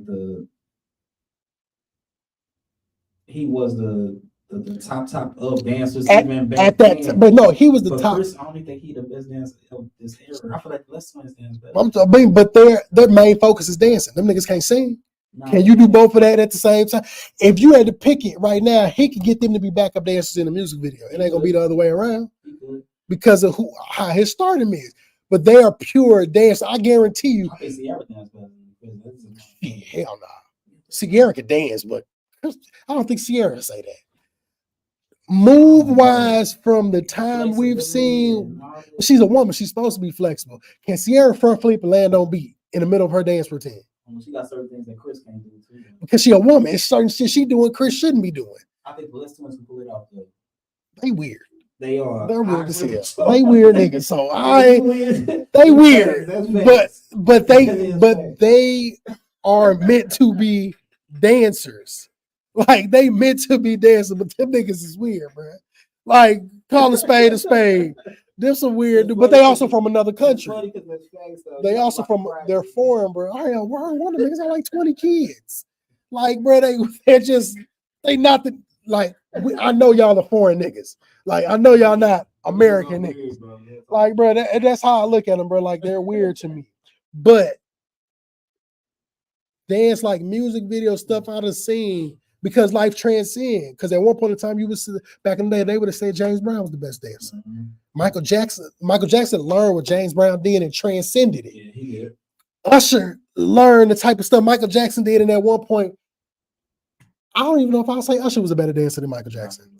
Because Usher can dance, but you put dance battle Chris and Usher, Chris finna kill Usher. Yeah, he gonna cook him. He's going to cook him because he grew up in the era where stuff was elevated. Mm-hmm. So where like, bro, we got like renowned dancers. We know Michael Jackson performer.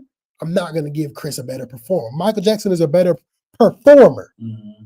Chris Brown's a greater performer too, but Michael Jackson gives you a show. Yeah. But I'm talking about pure dance for dance skills, not the performance aspect of it. We just talking pure nigga. I think I was putting performance in with it. See, and I think that's what everybody does. Because you see these Michael Jackson music videos were performances. They was a full out broadcasted like nigga, you could take his whole music video and I could see that being on a Grammy stage set. Mm-hmm. Chris Brown not giving you that. He's a great performer, but he's not coming with the visual of that nature. Not saying he don't got great visuals. So the visual wise, performance wise, to me is apple to oranges with them two. But I'm talking about pure nigga. We finna go to the club and have a dance battle. Michael Jackson's not going there with Chris Brown. like move for move, Michael Jackson's gonna do the same. Lean forward, and that's a fucking video effect. That nigga can't lean that far forward like he did in Smooth Criminal. I've tried it. It's hard as hell to do that shit. He was on a string and they lowered him and pulled it back. I say this though. Michael got some signature iconic moves. Chris doesn't. What is Chris's signature or iconic move? I mean, he don't got a moonwalk. I'll say that. That's what I'm saying. It's like, but I mean, that's because of the name behind it. The moon, and you look at the moonwalk. It was niggas doing the moonwalk before Michael Jackson. It's been proven, but Michael Jackson made it what it was. It's just like, bro, there's plenty of people. I guarantee you somebody, his players, they done said was better than Michael Jordan. I know Jordan probably knew niggas that was better than him growing up, but they ain't turned out to be Mike. Right. Everybody couldn't be, everybody, I want to be like Mike was a slogan. Grown men wanted to be like this. But to this day, we're paying $200 a pop. The shoes that he's been putting out, the same shoes over and over, whether it's different colorways or not. I got plenty. I showed y'all Jordan 1 tonight. I got at least 12, 13 other pair of Jordan 1s at the house. Alone, that's just Jordan 1s. I got at least 40, 50 pair of J's sitting at the crib. But it's because that come from that era. I'll be explaining to the kids at school. And we're going to wrap this up, y'all, because we're about to go 3 hours. It's going to be 3. We're going to hit the 3-hour mark. I ain't did that on many episodes. Look, damn near, bro. Damn near. We talking. But it's just like Jordan carries nostalgia like Michael Jackson carries a nostalgia. Mm-hmm. They knew that MJ name. They ran that to the MJ, Michael Johnson, the runner. Michael Jordan. If you just go off of Mike, you got Mike Tyson. Like them people carried the nostalgia of what they did at that time. They were doing things that were unheard of. Mm-hmm. The dance moves that Michael Jackson did back then was unheard of. But now you've had so many years of people to study what you've done, and now they can't do that. And his later year, he's not gonna be able to do the stuff Chris Brown was doing. But they wasn't that creative. It was creative at that time, but you put the move that people doing now in the era that Michael Jackson was doing, they thought the nigga was doing witchcraft. That's my last question. Who you picking in that versus man between the two, Michael and Chris? I mean, Michael Jackson. Okay. I mean, that's not even debatable. But if you got me Chris and Usher, I don't know. Because it depends on how the songs are compared. They each got 20 bangers that they could put against each other, and it will all come down. That would, to me, that'd be a versus to where that's for the people. Like with Lil Jon and T-Pain.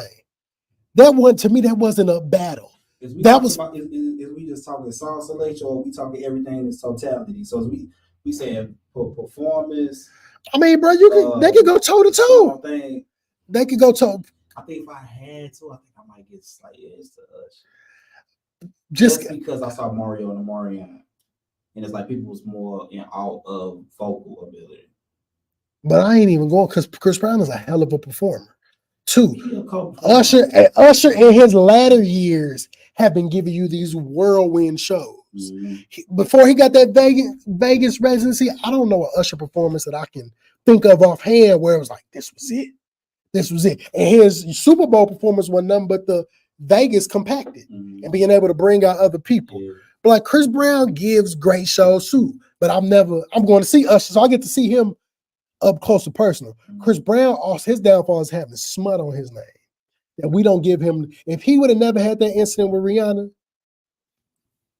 this wouldn't be a debate, I don't think. Chris Brown Super Bowl halftime show would be crazy. To me, it's a must, but he's not gonna get it because of that shit. Crazy. I honestly believe it could be better than Usher's. With the right way, if he do it the same way Usher did it, being able to pull these people with these songs, you give me 15. Get him in the verse, but I do agree with you in a halftime. You give me a halftime show, 15 minutes of Chris Brown, bro, and he gonna give you pure. Usher was up there like an old nigga that can still move. He still got it, but it's like Usher. I know you pushing 50, bro. I agree with you. Chris Brown is going. I like the skates, and I know you love that part too. I love that part for the simple fact I knew 4 people up there personally. Really? I knew my little nigga Bobby was gonna come on stage because Bobby did the residency with him. Mm-hmm. Usher got into the skate world. I'm big and like we do these national parties. Usher be at the ones in Atlanta and all that shit. Like I knew for a fact. I could point out certain people. Like I maybe knew 5 of them. Like 4 of them I know Then actually talk to the girl that hit the splits with the shortcut. Shout out to that Sydney. She from Chicago. Bobby came out in the beginning from Chicago. I know the dude that spin on his head coming out. That was the code. His Instagram name is I Dance Solo. But that's a move he been doing in the ring. So that's something in Atlanta. He skate out in Atlanta. So you could get discovered in that. As I'm pretty sure Cece was up there. I know Camille was up there. She was one of the women first came across. So it's people that I've been in these national parties that I done chopped it up with. We done been on the same rink at the same time. Like me and Lil Bobby, I done learned so much shit from him. I done shown him some shit. Like, and that little nigga been cold since the first time I lay eyes on him at 16. And they don't even let you in national parties at that age unless you like that. That's right. And he in there holding his own against the greats. He is up there at it. His younger, he can't be no more than 24 if he's there. And he up there with the greats. That's crazy. So, man, it's just be consistent in what you do, man. Be dedicated to what you do, man. We're going to let y'all up out of this thing. We 3 hours in, man. I low-key, I'm sleepy. I told myself I was going to end at 10 exactly tonight. Especially knowing Past wasn't going to be here, but I knew we was going to get to talking. It never fails, man. But as always, man, make sure y'all tap into Ethnic and Shamor. Next week, man, unless we decide to come up on a random guest, it's just me and Past next week. We just going to do our thing, man. I'm going to be coming back. I'll tell you about how my birthday, how the Drake concert went. I told my girl, if Drake's still giving out stuff like he been doing it with his tour with Lil Baby, I'm going to make a sign so I can try to give me some $50K like he was giving out to niggas. Bro, he gave out it. Nigga put a sign up talking about, I use my furniture money to buy tickets for this. Nigga gave him 50,000. She's like, I ain't making no sign. I'm like, nigga, I ain't too good for it. Wow. And it's going to be my actual birthday. That's right. That nigga want to give me 50. Hell, you got give me the Birkin purse because I'm going to sell it. Birkin purse worth like 35K. I'll give it to you right now for 15. Yeah, do 50K. Gave a nigga 50K, bro. That's not the only person. He did it at multiple shows because he's a fucking million. That's a tax write-off for him. That ain't nothing. Yeah, he probably Drizzy. What is he getting out at night? Sure. Drizzy. His back end. And that's where it's coming from. Drake making damn near $1 million. If Lil Baby could charge $750 a show, I know Drake charging a minimum $1 million. A minimum $1 million. So it's like, yeah, nigga, what's 50K out of the extra 500,000 these niggas got to give me? That's crazy. Like when you command that type of shit, I could give this out, bro. This ain't even gonna touch my account. This money ain't even reached my account yet. Crazy. I got it all either in cash or a check back here. Niggas had to sell these tickets to be able to pay me the rest of this. That's crazy. It is what it is. But man, make sure y'all tap in next week. As always, like I said, it's your boy NicoThaGreat, man. We getting up out this thing. For audio folks, I apologize. I ain't know I clicked off the shit. That's a first. I had to hit it with my arm. But you got to hear. I can also clip it and add the rest of it if I want to from this audio, man. But make sure y'all tap in. I appreciate y'all last year. As always, we getting up out this thing. Tap in next week.